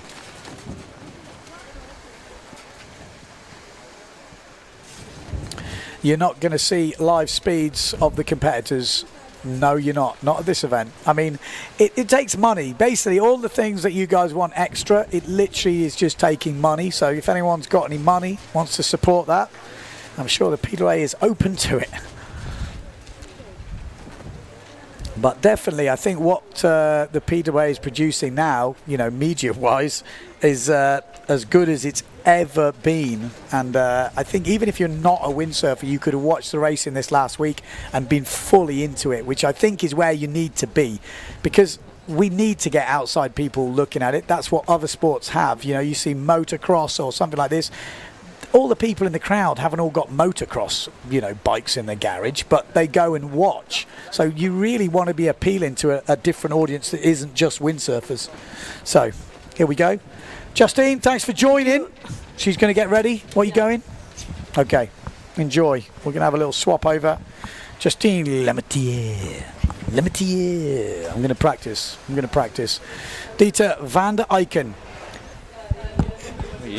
Your laptop might need a new one soon. I know, tell me about it. I don't get paid enough for this. My laptop is taking a beating. Right, first of the semi-finals, let's get into it. Goya, Mortefon, Vonk, Tieme, Rakowski, Vrieswijk, Franz, Daldorf, the who's who right now in this heat. This is a solid heat right now. Yeah, it's insane. I think it's very interesting. I think the first part is definitely better for the fin, but then the second part is a bit better for the foil, because I think the reaches are quite tight. Yeah. So it kind of evens out. It's like if you're on the foil, you survive that first part, you have a good chance to stay in. Yeah. It's surviving that downwind and yeah, no, it's definitely interesting. I mean, and also we're seeing, you could see with Matteo then, he wasn't pushing. He had a little few testers, I think, where he went, how much have I got? And he's like, okay, I've got that. There's no point in pushing too hard. No. Again, scrappy. Yeah, it's good. We're not going to know, I don't think, until someone's really under pressure. That fight for fourth maybe gets tight, then we'll see. And then obviously in the finals, I think that's when we're going to really see who's got what. Semi-final, for me, the semi-finals is like finals already, because all the guys are pushing. I mean, maybe not for the 6th and 7th place, but like to get into that final, it's like a final. Because so far we haven't seen that 4th, 5th place battle yet. No. So we don't really know. The top guys have kind of been pushed really hard, and then they went, okay, let's just cruise. Exactly, we're safe. So as soon as we get that battle on, we will really see. Yeah, I think Matteo's is still here. Oh no, he's in the next final, no? Matteo, yeah, Matteo. He just finished pretty much. Yeah, okay. So yeah, I think for sure Goyard, Amado are on the foil. They have been pushing hard. I mean, Goyard got over the 40 knots, but I know Amado was also very close to hitting 40 knots. And so he was quite comfortable still. I didn't, like, Tati was smoking him, but then afterwards you saw by the third jibe he was getting back in. So that's why I say, I think if they survive the first part, then the foil definitely is in contention. I don't think it's like, okay, if you're not on the foil or if you're not on the fin, you cannot make it. I think it is both. It is a bit up and down. The high tide is coming. Are we going to see it suddenly drop down a little bit? Are we going to see people having to switch for the final, for example, to a foil while they were on the fin before? We're about to find out. 30 seconds to go to the first semi-finals. Goya on the foil, Vrieswijk on the foil. Everyone else, as far as we know, on the fin. Will the bunching up make a difference, you know? Will they hunting packs? The fins are going to have to stick together. Let's wait and see. Let's see if we can call it out. Looks like Jordi Vonk is right next to our drone here. Then we've got Maciej Rakowski, then Jimmy Tieme, then Tati Franz. And then up that top end, it looks like Mortefon or someone like that. Goya down this bottom end on the foil. Arnaldo Vrieswijk must be even below us if he's in this race, which I'm sure he is. But Maciej Rakowski's been going very good. But so has this bloke. Look at Nico Goya. Put down the pressure. Where's he going? Oh, my life. Oh, they're already at the jibe. Wow. The downwind slingshot. So where is Amado? He must have crashed or something. Something's happened. We need to zoom out a little bit to see where we're going. But Maciej Rakowski going good. Nico Goya down this bottom end. Jordi Vonk, Pierre Mortefon flying at the moment as they go into the lead. Nico Goya's kind of let him have it maybe. Mortefon, Rakowski, Goya. Oh, and Rakowski's gone down. Rakowski has gone down. That's a disaster. Amado Vrieswijk coming round. He must have had a terrible start there, Vrieswijk, but he's already coming back into the game. He's already up into 5th place at the moment. Tati Franz ahead of him. Out in front, though, Pierre Mortefon, then Nico Goya, then Jordi Vonk. Ooh, Maciej Rakowski. That's the problem with the fin. You know, we say about the foils exploding, but the fin, it's so choppy. Just trying to get those jibes in is not easy. Exactly. I've seen actually off this camera quite a lot of people crash those jibes because I think they need to be on quite big sail for that slingshot. And then afterwards here it gets very Seems hard, doesn't it? Mortefon, round, safely round. Nico, round. Vonk, round. Tati Franz, round. That's your top 4. And then it's tight. Amado Vrieswijk is still in the game here. And obviously the Gastra of Ingmar Daldorf. And as I say that, Nico Goya has punched out into the lead on his 3.7 foil sail. 360 front wing. This is a very good view of maybe what's to come here. Look at the big gust coming down. But as we know, it's definitely not all over until they cross that finish line. Big gust coming through, changes of angles, and Pierre Mortefon will push, but not super hard. Just needs to be in the top 4 to make the final. He might fancy his chances, but he's not going to go crazy. So Nico Goya round the penultimate jibe mark in 1st place, then Pierre Mortefon, then Jordi Vonk, Tati Franz coming in behind. Then we've got Amado Vrieswijk. He can't find a way past Tati Franz at the moment, but maybe he will now, and he does. Amado Vrieswijk goes underneath, and then, no, he doesn't. He goes out the back. So keep your eye on the 4th place. Amado Vrieswijk, the Battle of Bonaire is going on. Top 4 get through to the final. Nico Goya looks pretty safe here. Wow. Pierre Mortefon, then Jordi Vonk and Tati Franz with an inside jibe. Amado has gone super low and it's worked out great for Amado. He went really low on that, went right round Jordi Vonk and Tati Franz, but they are not finished yet. They are not finished yet. Tati Franz is coming back hard and so is Jordi Vonk. It's going to be an absolute drag race to the finish. Can the Finns overtake the foil? Amado Vrieswijk is going to give it everything and it looks like he's got the pace here. It really does, and Jordi's going to miss out. Wow. Tati Franz coming through in 4th place. The 2 Bonaireans getting through, and Jordi Vonk is going to be absolutely gutted with that one. So good at how fast did Amado go, because it looked like everyone was rolling in and then he still got in. Like there's a big gust at the last half of the reach that like you can't see it, but we from the judge booth here can see it very well. That last part, I think it's like 3-4 knots more than at the outside buoy, and they can push so much. So it is going to be coming down to that last. Yeah. So where was Amado at this point? This is the highlights, but where was Amado? Didn't even see him at this point. To come back and qualify, when you look at that view, nothing. He's not even in the shot. No. That's mad. That's mad. Yeah.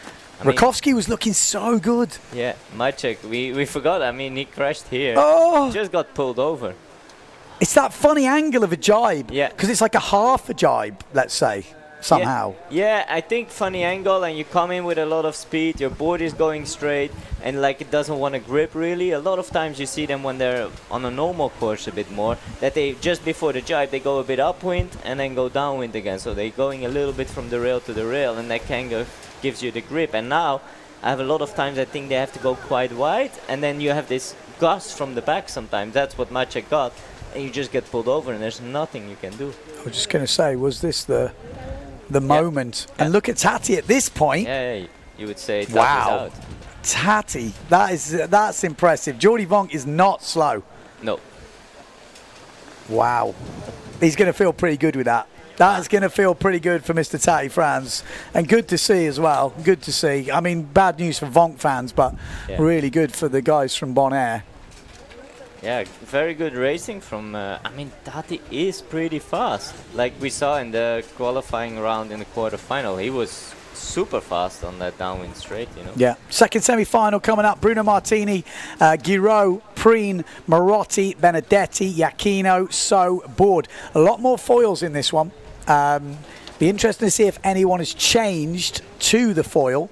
Marotti, we know. Benedetti, definitely on foils. Yeah. So didn't look that comfortable on the fin, I would say. That's what I'm thinking. Is he going to go back to the foil? Well, I think we'll find out. Pretty soon. Who's this walking back?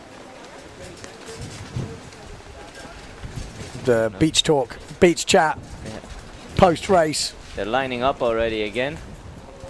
So is still on the fin by the looks of it. It is proper Fuerteventura today, isn't it? Yeah, and I think it's only going to get stronger throughout the day. This last elimination after this one could be pretty insane. So Johan So, middle of your shot at the moment, second in this competition, needs to make the final. Looks pretty good. It's a very split line. Fins up the top, foils down the bottom. We've got Giraud down here, Benedetti, Croatia, which is obviously Enrico Marotti, but the Finns are chasing down hard here. They really are. And it looks like it's Cedric Board looking good, but who's that down the bottom end? Marotti. Okay, that is Marotti. Marotti, and it looks like maybe Preen has took the foil. Yeah, looks like Preen has took the foil. So Cedric Board, Matteo Iachino, Johan So, and Bruno Martini. Oh, Bruno just saved it there. Hit a bit of chop, nearly went straight over the top. And this has got way choppier now for the Finns. You can see them bouncing around a lot more. But it's Cedric Board that goes round in second. And then Matteo Iachino out in front. Oh, great jibe from... Benedetti, but comes off the foil, but he slipped in like a fin there. I didn't know how they didn't collapse. Wow. I saw them just hit straight, in my opinion, but they just missed each other. Look at this. Giraud is in the top four again, but he is being chased down by Johan So and Nico Preen. Keep your eyes on that fourth place battle at the moment, Enrico Marotti. And then we've got the two Severn boys, Cedric Board and Matteo Iachino, as we come into this second jibe mark. Marotti, he's made some mistakes this week. I have a feeling he's going to be clean in this one. Cedric Board, Matteo Iachino, Giraud, Johan So. Pretty good jibe from Johan. Yeah. Oh, this is going to be tense. This is going to be tense. 2 jibe marks to go, through 3 the reaches to go, and we've got 5 riders that are pretty close, going for 4 positions. Not easy. Could anyone else catch up? Benedetti is making a bit of a charge. We know how quick he is, but we know how quick this guy is. Matteo Iachino looks like he's got the speed here. Enrico Marotti will be feeling a bit more pressure now, and it does get windier as you go lower down in this course. So Enrico Marotti has got a pretty hard jibe this one. You have to go pretty wide on the foil. So Enrico Marotti makes his way in. Matteo Iachino. Ooh, right. Very slow jibe from Marotti. Oh! Giro goes down, bouncing in on that foil. Johan So moves up into third.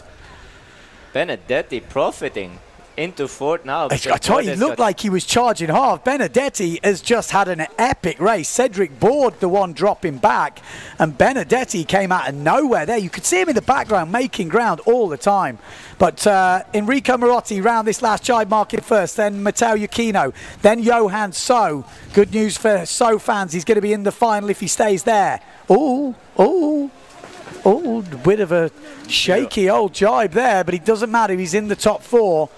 He's got Benedetti sailing underneath him into about third place. But the top four look pretty clear. I don't think we're going to have any craziness on this last reach. It's definitely windy, though. Yeah. Wow.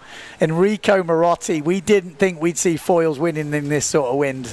Matteo Iachino, we haven't seen it yet. We haven't had a final. Benedetti making his way back into third. And then we've got Johan So making that final, but not convincing. No.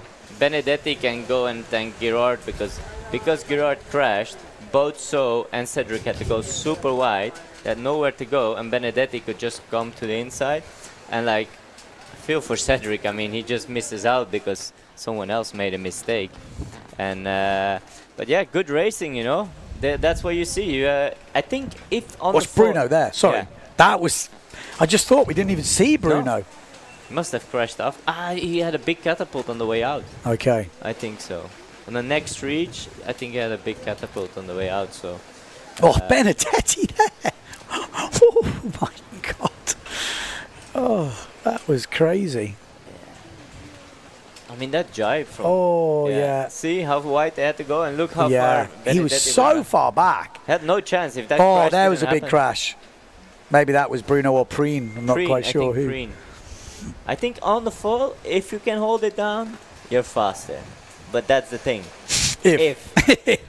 And it's getting windier. Honestly, minute by minute, it's getting windier. Things are changing on the course. Well, we are already there now. We are there to runners-up final, winners final. Yeah, interesting. So winners final at the moment is Goya, Mortefon, Vrieswijk, Franz. It's going to be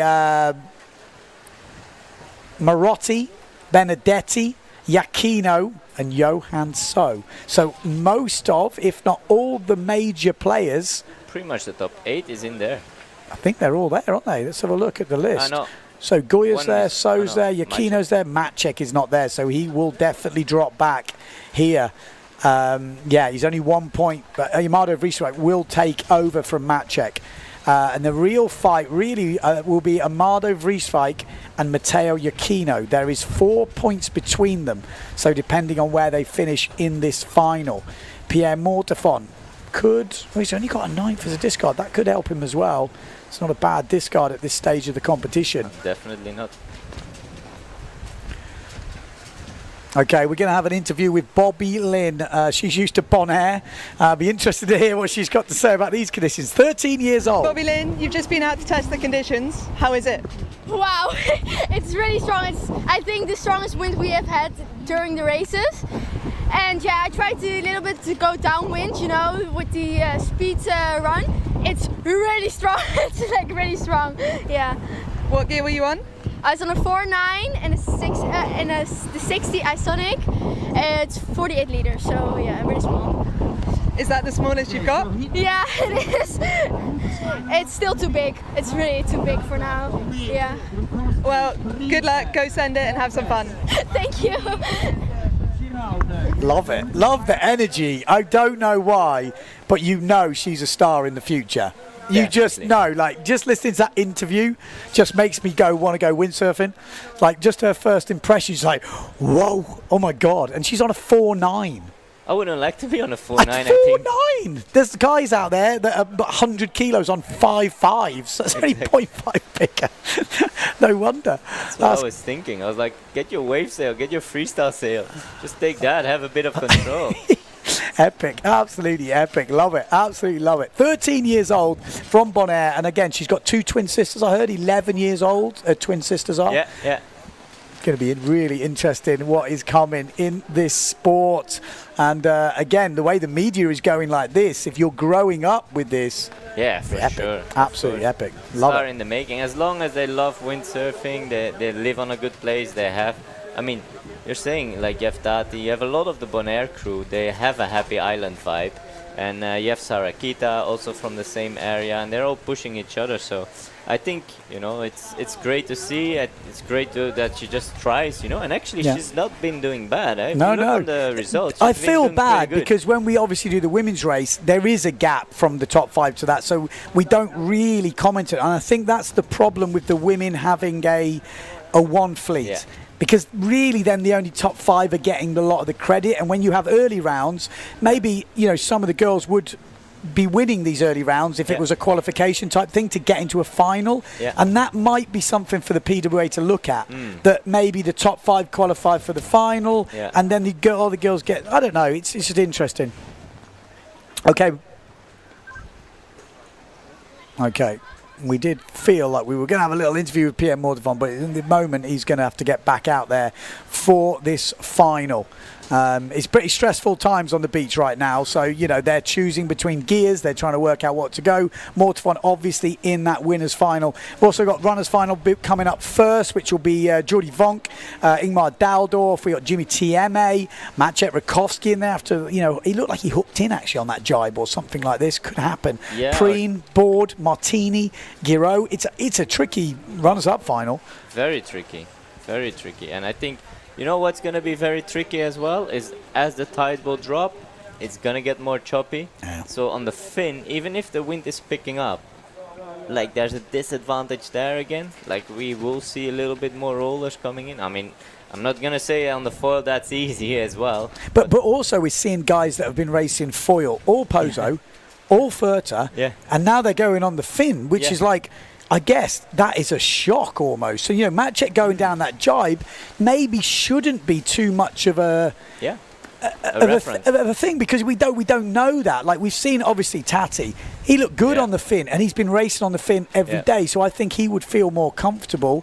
I actually expected Jordi to make it, but I guess that heat was just didn't unlucky. Quite work out. I mean, Tati's fast. That last jibe was, he didn't have the best last jibe. Jordi got stuck on that jibe, and that just opened the door for the back. I mean, for a bit, I thought both Jordi and Tati were going to make it, and then Amado just put on the afterburners and just sneaked through. I mean, Amado, it's really impressive what he's done. You know, he grew up being a freestyler, switching to racing, then going Olympic racing, you know, and then now he is what he is, and he is one of the major contenders for a podium. You know, in Silt last year, got the win.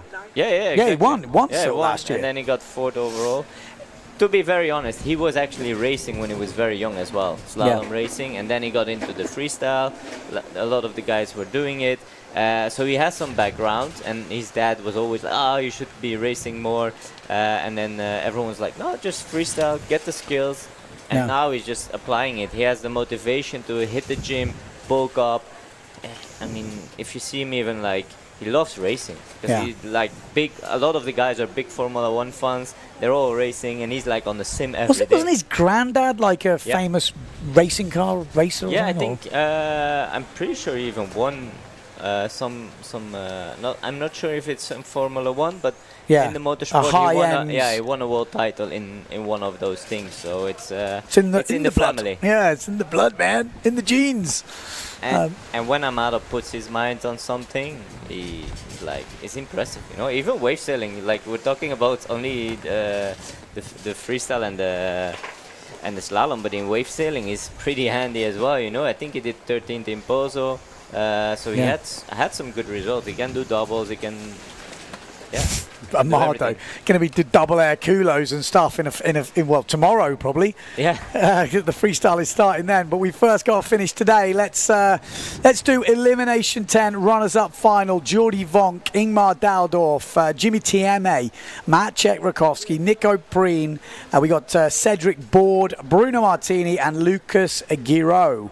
That is how we are looking, and all of those riders there could win this runners-up final, which would be a 9th place. What have we got? Finn, probably Finn, maybe Finn. Yeah. Finn. A lot of Finn. Maybe Finn. And one foil. And one foil. Yeah. And one foil that actually crashed twice. Who was doing pretty well though. Yeah, he was doing up pretty there. well. Yeah. If he didn't crash, he would have made it, probably. Yeah. Once you go into the sink, it's done almost. But definitely, if you are just joining us, we've got a different course today. We've got a course with like a little speed run in it. So where the first mark is, instead of jibing around the first mark, it's basically a bearing off point. And then you go off on this really broad reach between 1 and 2, as you can see on your screens now. So between 1 and 2, that's like a speed course. When we first did it, it was quite flat. The Finns definitely looked like they had the edge. But as we were looking then, it looked so choppy. It looked treacherous on the Finn, to be fair. And then we got the normal slalom course after that, and it's been interesting. I definitely think it's been a really nice little just a difference maker. Yeah, I think it's cool. It's very cool, and it's howling. I think it's finally, it's the first time again on the beach that you're standing here and you hear the boards hitting the chop on that speed run. It's the first time I hear it since I'm back, and it used to be always like that. That was Fuerte, you would sit on the beach and we would hear 8 guys' boards hit the water like, and then silence in the jibe, and then again, bah, bah, bah, bah. Yeah.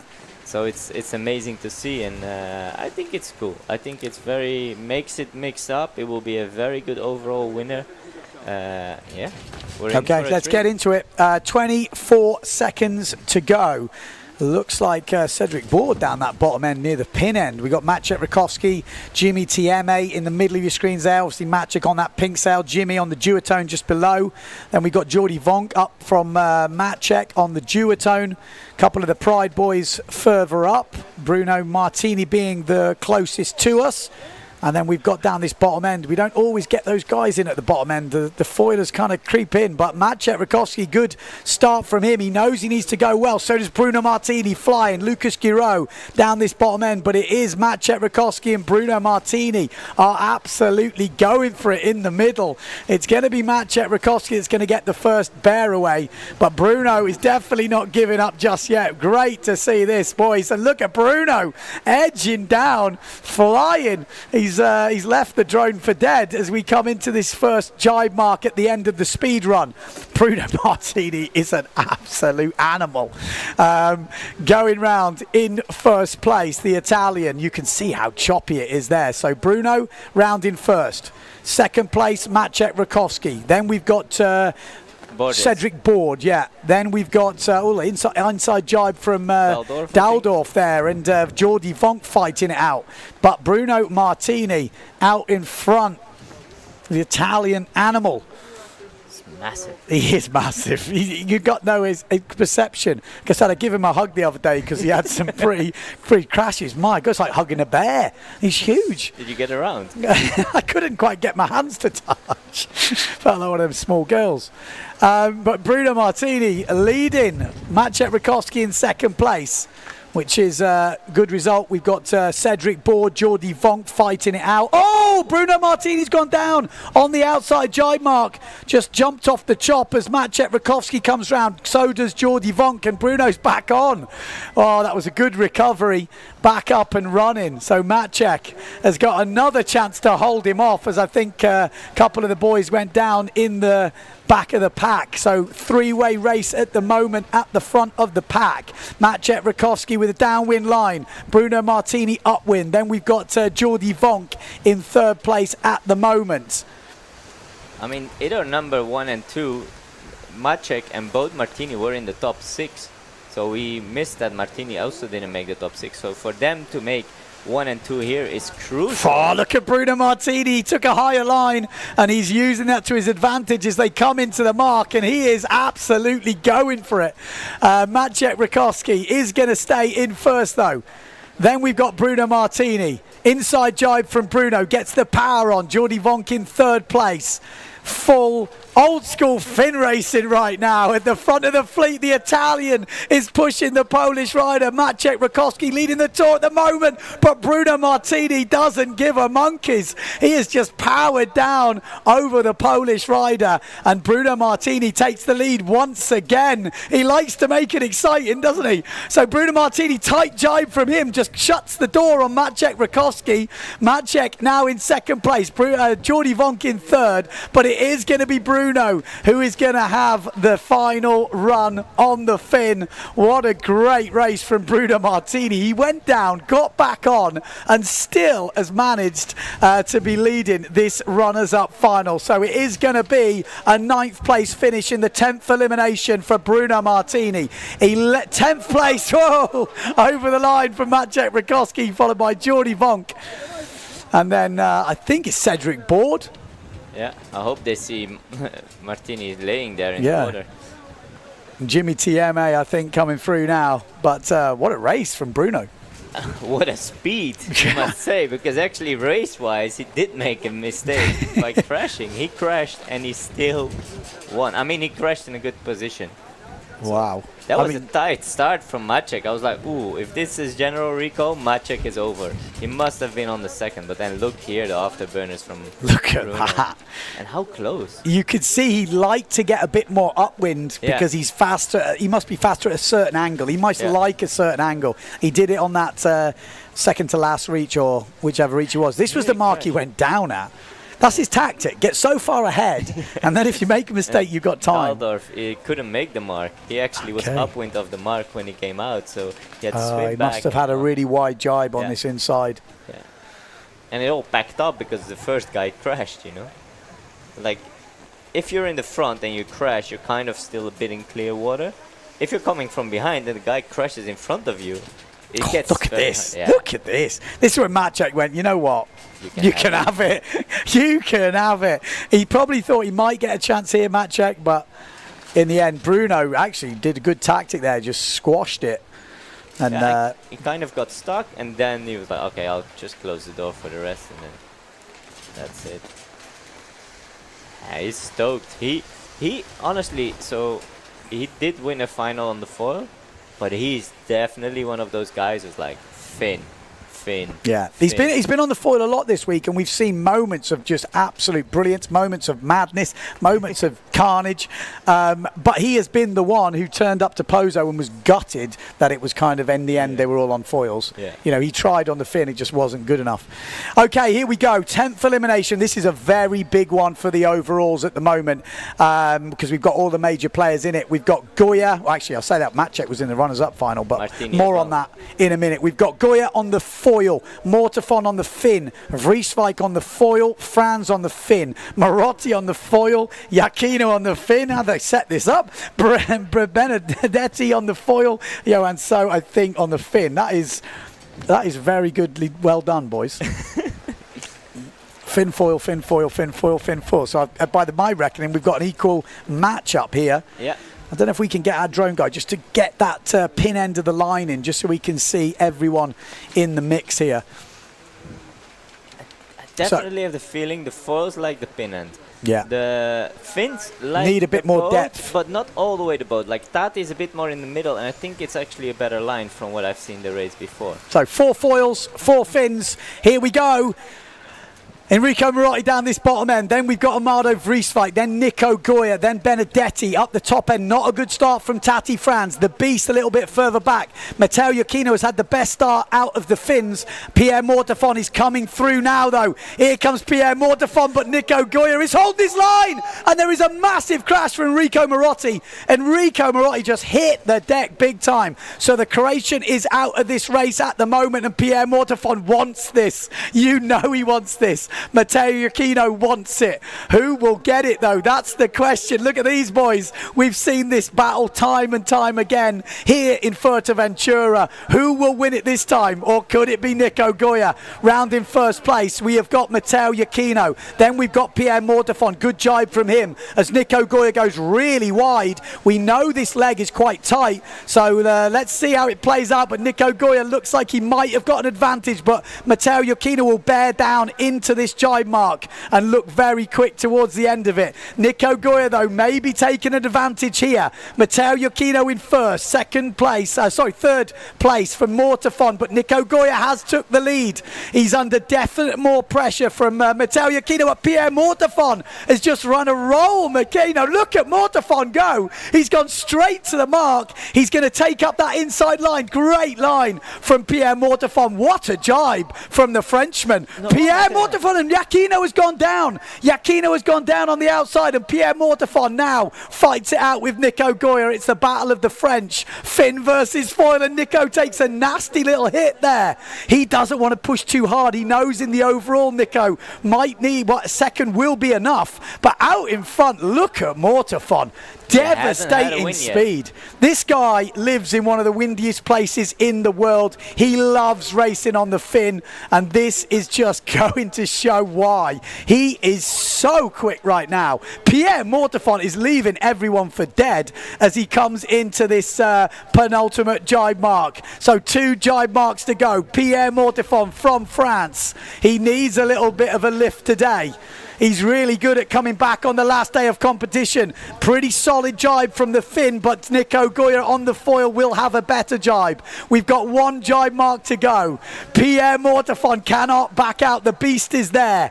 Matteo Iachino is back. Nico Goya is making a challenge. We've got 1 jibe. We know the foil is the better jiber out of the 2. Can Pierre Mortefon hold on to the win and be a pretty historic victory in 2023? Here we go. Pierre gets a good jibe. I'm sure this is Pierre's all the way. Surely Nico Goya cannot do it now. Third place, well, we'll have to have a look in a minute, because out the front, Pierre Mortefon is surely going to take the win and a victory. The first victory in Sotavento this year, Fuerteventura 2023 on the fin. Finally, the Frenchman Pierre Mortefon is the man to break the duck. What a great race. Nico Goya settles for second place. Amado Vrieswijk, great race from him in third. The Beast in fourth.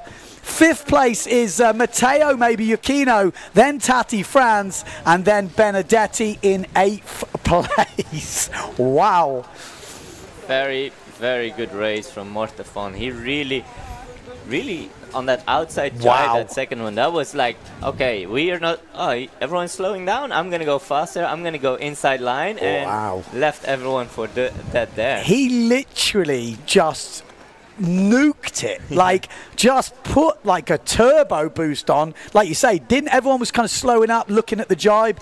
Mortefon just went straight, just went, no. Nope. Like, this is my chance. He probably thought, this is my chance. If Nico gets away now, there's not many other opportunities. And what a move. What a move from the Frenchman. Yeah, very, very good. Amado still came in third. What we didn't see on the screen was Matteo got a little bit stuck again on the outside jibe. I think he slipped off again. I mean, in that first jibe, he just slipped off the first outside jibe. So I don't know what the issue was there, but that's second Finn win so far this year on the tour. First one was from Jordi Fong, now from Pierre Mortefon. He was one of the only top guys who didn't have a win yet this event. Yeah. And like you said before, he's really good in coming back on the last day.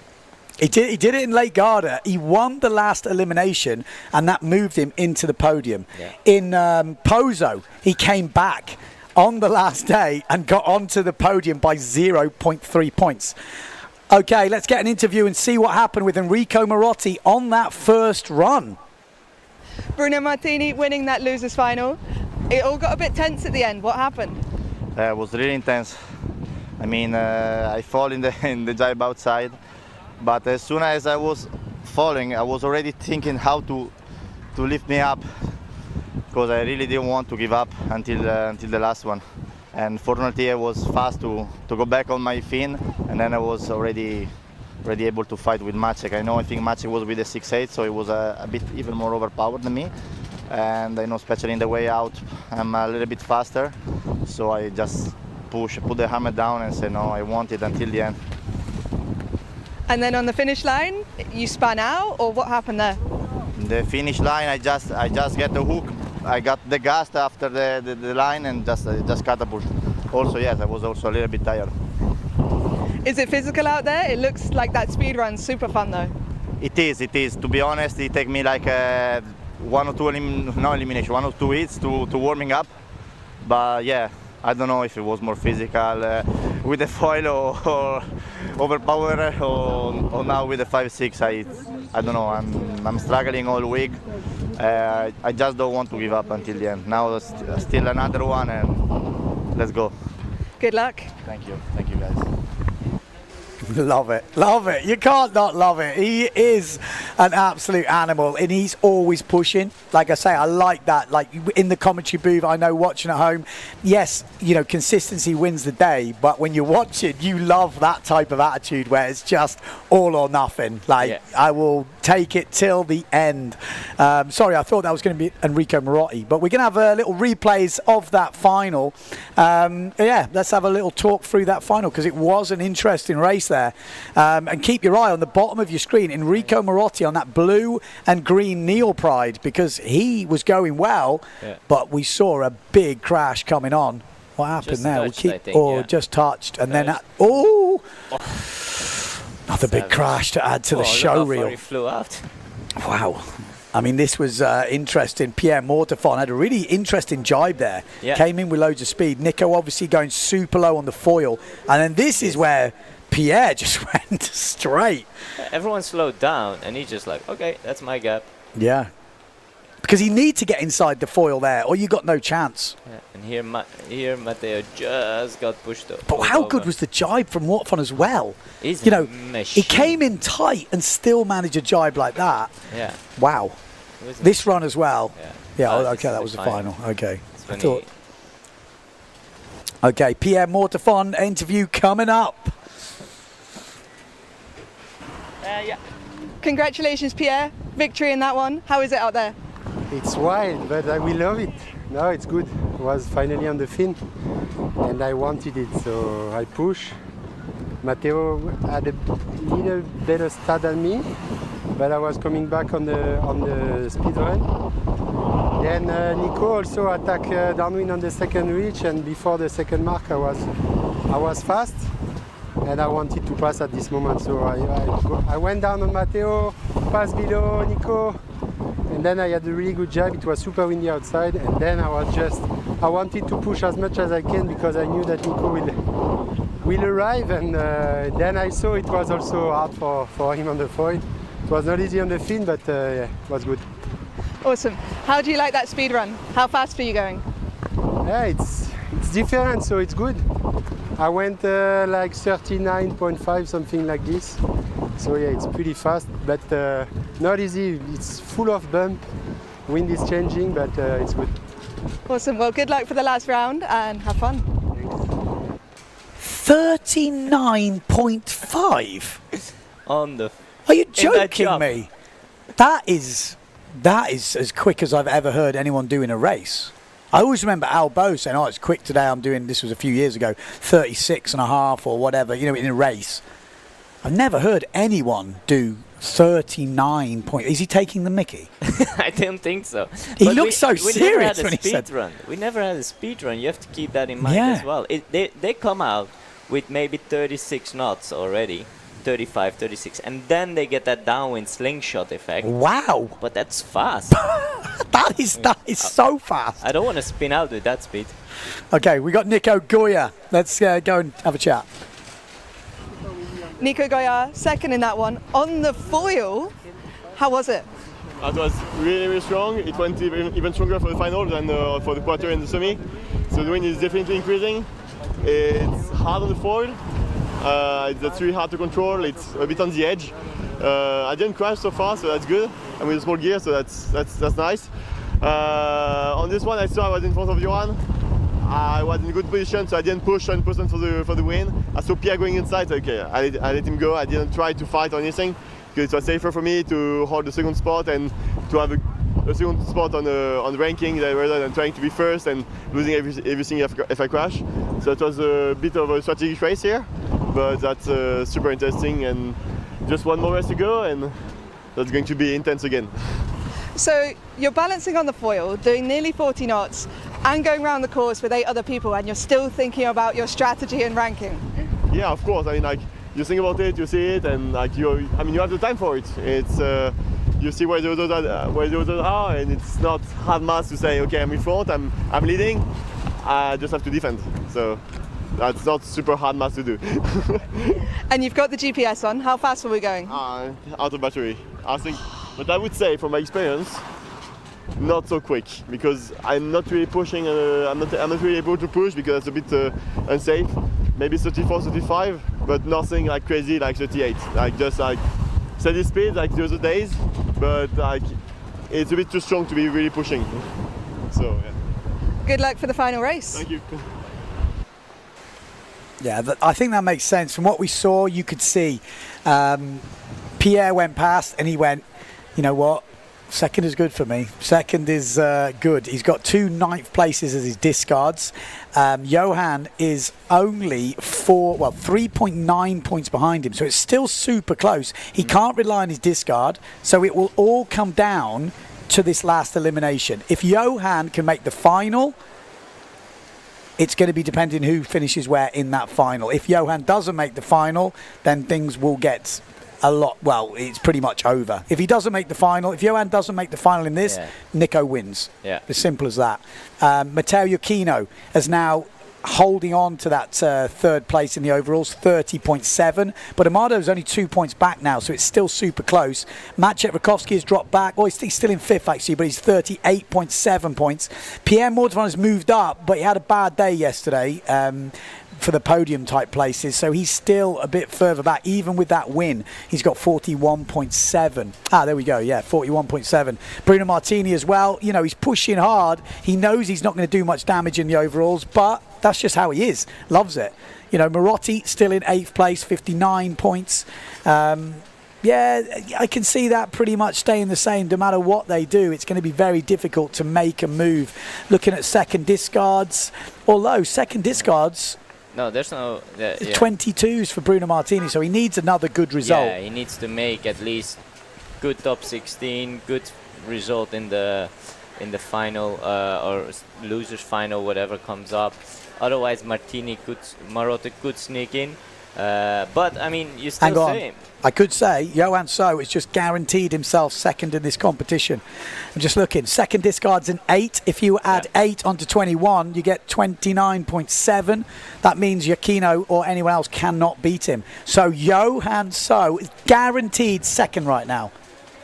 Guaranteed. He's got nothing to lose. No. Wow. Interesting.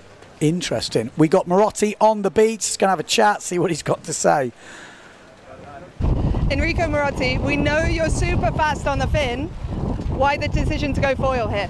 I was a fin before the start, but then I just jibed there before the mark. I hooked in the harness, I tried to plane, and the mast broke, the boom broke. I guess it was damage from all the catapults this week. So I was there swimming, didn't know what to do, and then somehow just when I was on the jet ski, I saw Sebastian coming my way with my 5-1 foil, and I couldn't believe. I was like, perfect. Yeah, thanks, give it to me, man, you're a legend. I took it, and since then I have only 1 boom left for all my sails, so I have nothing else to do than go 5-1 foil, and I broke 3 booms here this event, so yeah, not something to be proud of. It was definitely because of catapults, and yeah, I have no choice now than to go 5-1. I wanted to go fin, but I got assigned to go foil. And on the end, it was not so bad. I was fast, quarters, semis, I did okay. And then in the final, I just exploded on the first reach. We have still same issues that we fight all week long. We have our medium wing as the smallest, and it's a bit too big. So, but it's okay. I mean, on the other events will be good. So it is what it is. We keep fighting till the end. Generally, I like my gear a lot.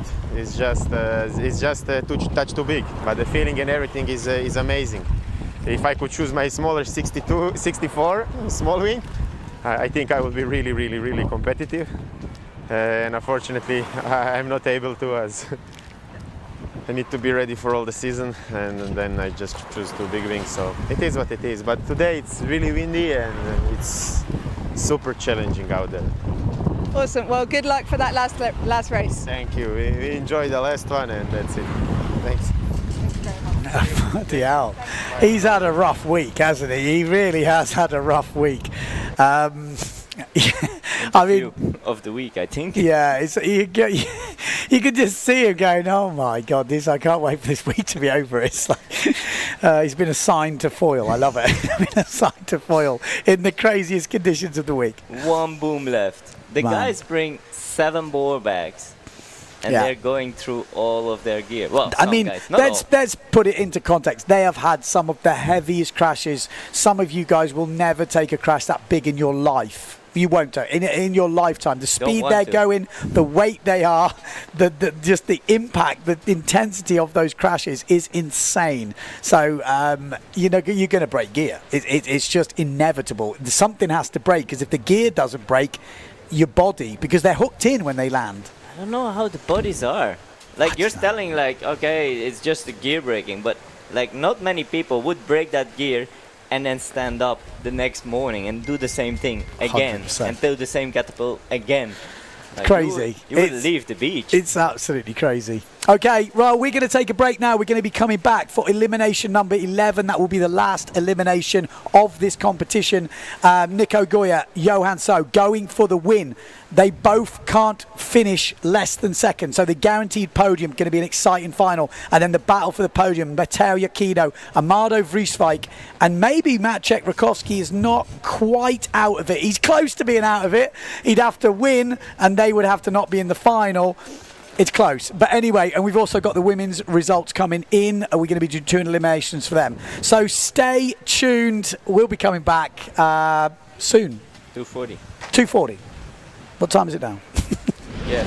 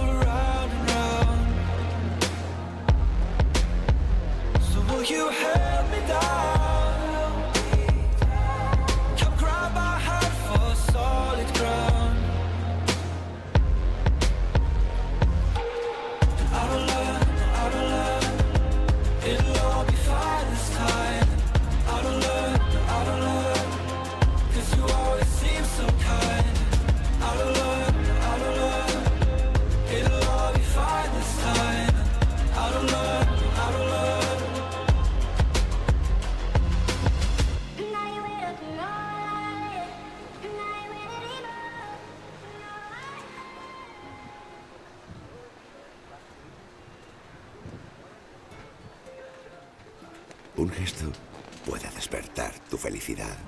Podemos sentir amor a través de una fragancia. Un pequeño detalle tiene un valor incalculable. ¿Y si pudiéramos despertar el alma de las cosas poniendo toda nuestra pasión, todos nuestros sentimientos en ello? Bienvenido al lugar donde todo tiene alma. Meliá Hotels and Resorts. Soul Matters.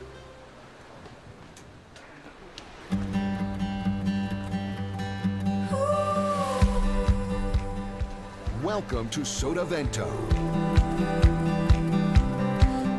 It's the ultimate water sports playground with loads of space for everybody.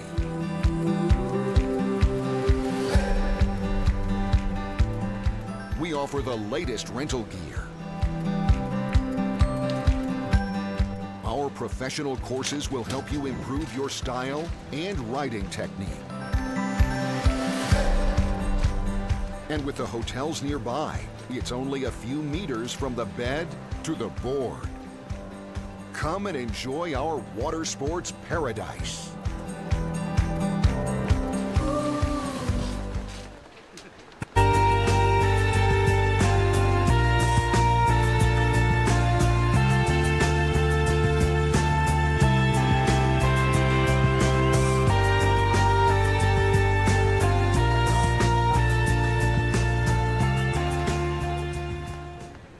I have a secret. Beaches, beaches, and more beaches.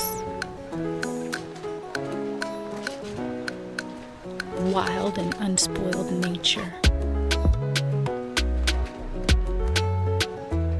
Experiences.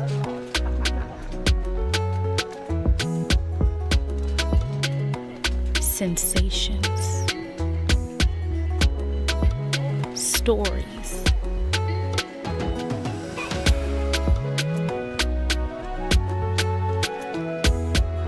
Taste. Fuerteventura is my secret. Shh.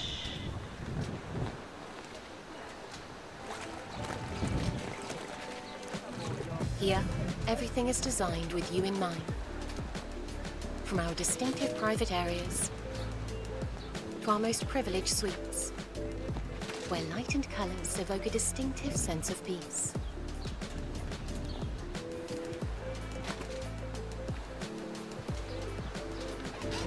Step into another world with The Level. Book now, melia.com.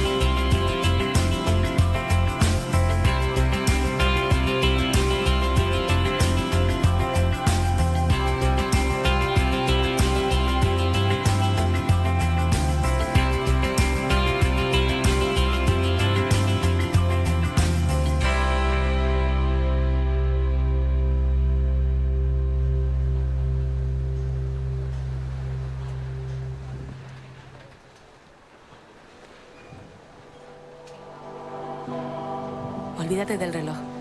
En esta isla no hay plazos, sino momentos. Esta es la isla de los horizontes. Y tu única tarea, coleccionar atardeceres, pasar tiempo con los tuyos, contar estrellas fugaces. Puedes estar aquí en un instante y saborear la quietud de sus días. Llenar esos días de historia. Un cielo azul sin límites, donde el mar es puerta y no barrera. Que guía tus pasos a lugares recónditos, siguiendo el arrullo de las olas. Haz las maletas. La isla quiere que vuelvas. Fuerteventura, abierto todo el año.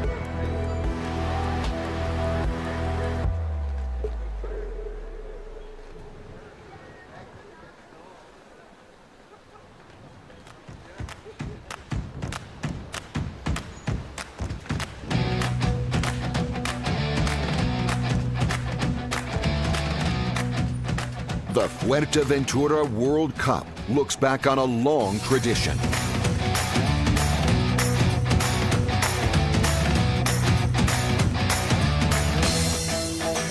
World speed records in windsurfing have been set. Legendary slalom races held. And freestyle world champions have been crowned.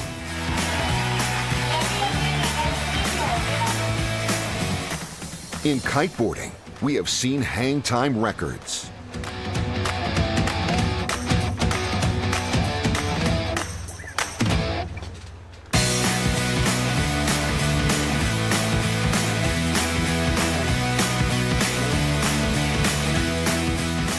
We have seen incredible strapless tricks.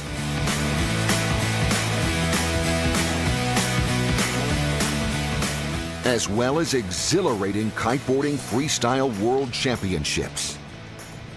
And just like the sporting part of the event, the evening parties have become legendary.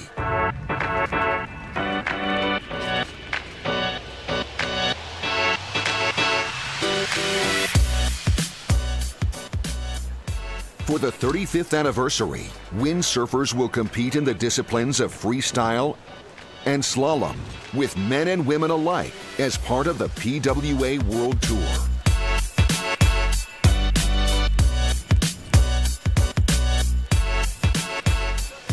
For the first time, the wingfoilers of the GWA World Tour will carry out their competitions at the Fuerteventura World Cup.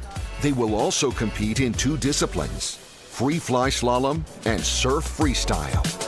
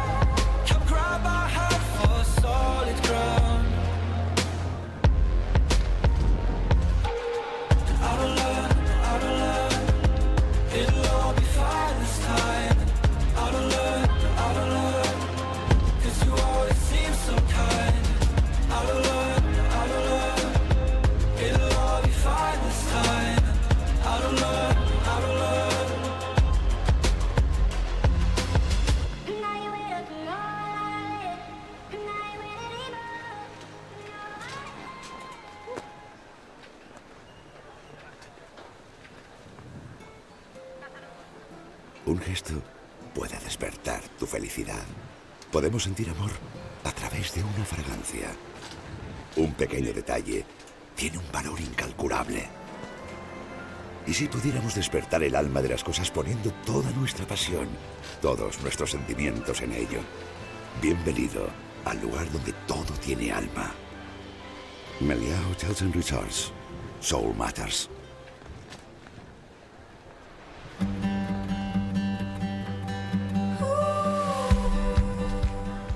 Welcome to Sotavento. It's the ultimate water sports playground with loads of space for everybody.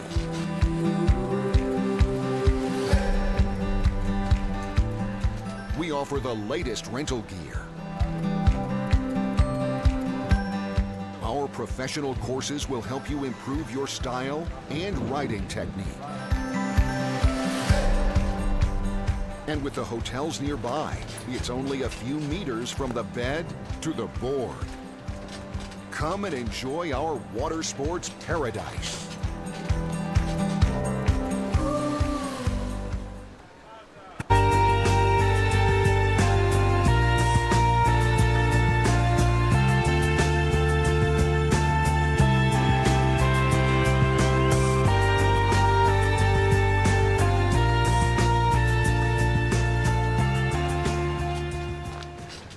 I have a secret. Beaches, beaches, and more beaches. Wild and unspoiled nature. Experiences.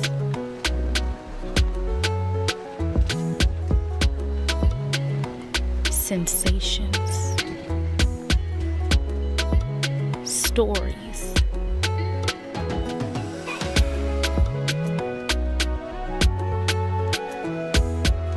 Taste. Fuerteventura is my secret. Shh.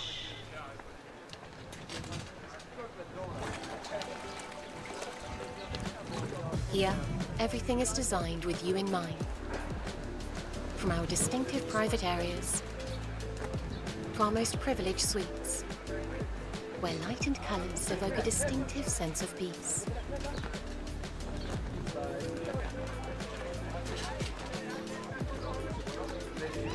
Step into another world with The Level. Book now, melia.com.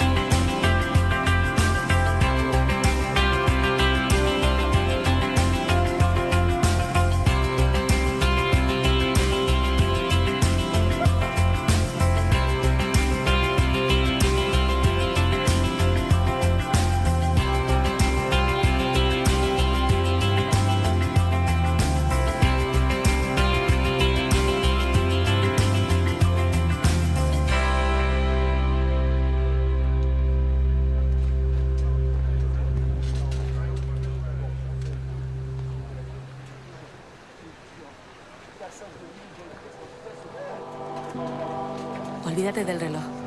En esta isla no hay plazos, sino momentos. Esta es la isla de los horizontes. Y tu única tarea, coleccionar atardeceres, pasar tiempo con los tuyos, contar estrellas fugaces. Puedes estar aquí en un instante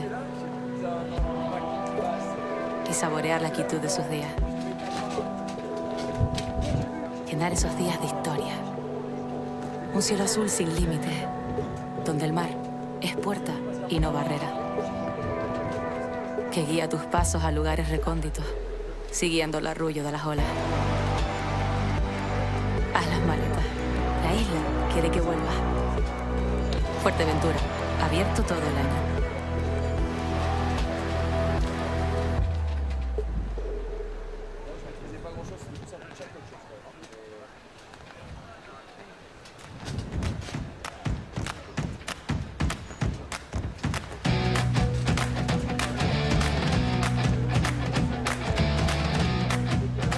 The Fuerteventura World Cup looks back on a long tradition.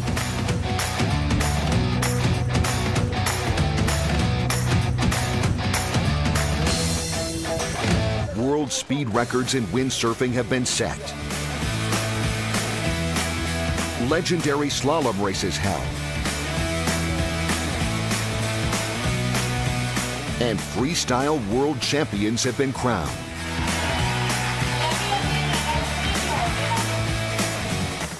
In kiteboarding, we have seen hang time records.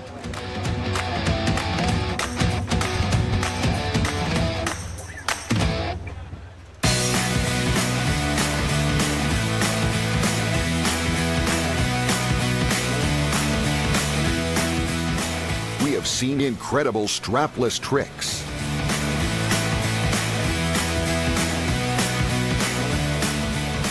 As well as exhilarating kiteboarding freestyle world championships. And just like the sporting part of the event, the evening parties have become legendary.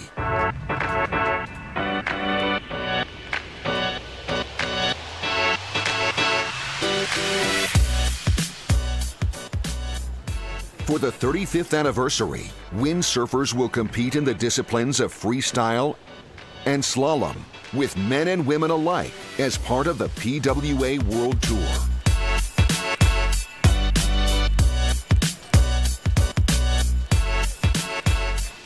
For the first time, the wingfoilers of the GWA World Tour will carry out their competitions at the Fuerteventura World Cup.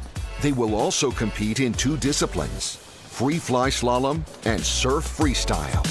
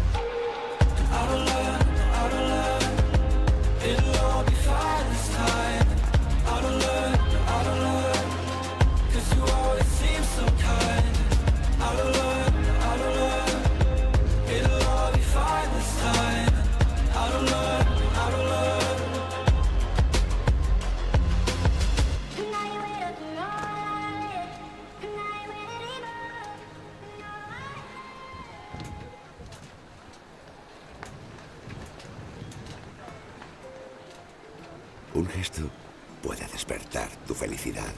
Podemos sentir amor a través de una fragancia. Un pequeño detalle tiene un valor incalculable. ¿Y si pudiéramos despertar el alma de las cosas poniendo toda nuestra pasión, todos nuestros sentimientos en ello? Bienvenido al lugar donde todo tiene alma. Meliá Hotels and Resorts. Soul Matters.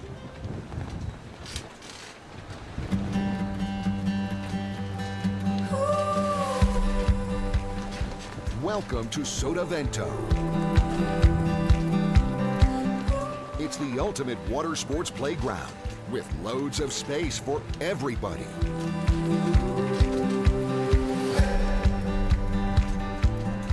We offer the latest rental gear. Our professional courses will help you improve your style and riding technique. And with the hotels nearby, it's only a few meters from the bed to the board. Come and enjoy our water sports paradise.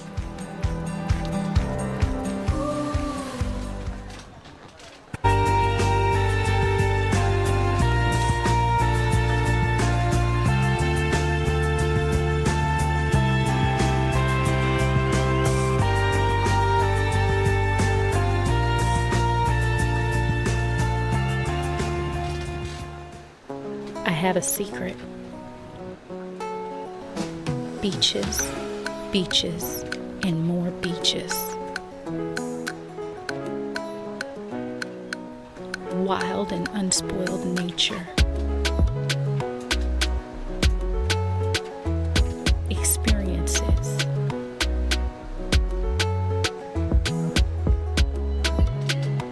Sensations. Stories.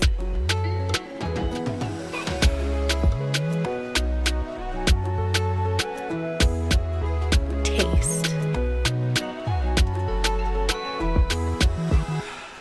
Fuerteventura is my secret. Shh.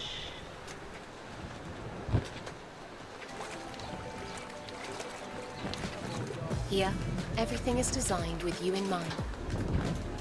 From our distinctive private areas to our most privileged suites, where light and colours evoke a distinctive sense of peace.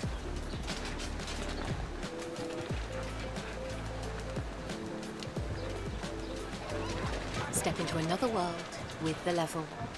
Book now, melia.com.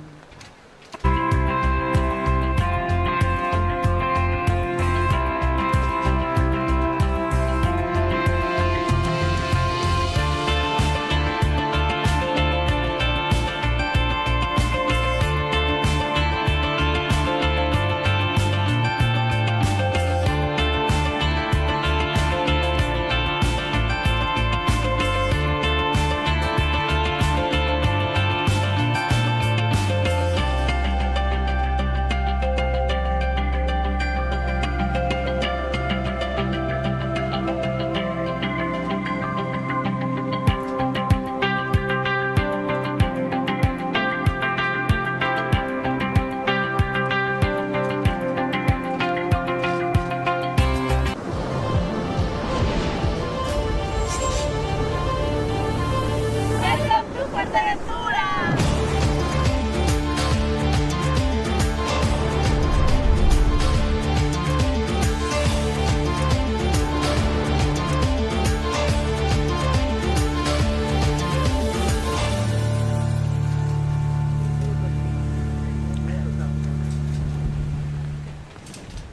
Welcome back. Are you ready? Are you ready? This is the final day of slalom competition here in Fuerteventura. It has been an epic 5-day event. Absolutely insane.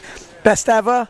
Let me know in the comments below, because I honestly think this could be the best ever, the most exciting, the most unpredictable races we have ever seen on the PWA World Tour. Yes, we have had a lot of foil action, but I think all the doubters of how good foil racing can be to visually watch, have been proved wrong, because we have seen some insane stuff, and we are finishing on one of the windiest days, well, the windiest day of the week, 100%. The sand is flying into the commentary booth. I'm used to seeing that in Furta. This is the normal wind we would get here on a windy-ish day. It's not the nuking day, but it's freaking windy.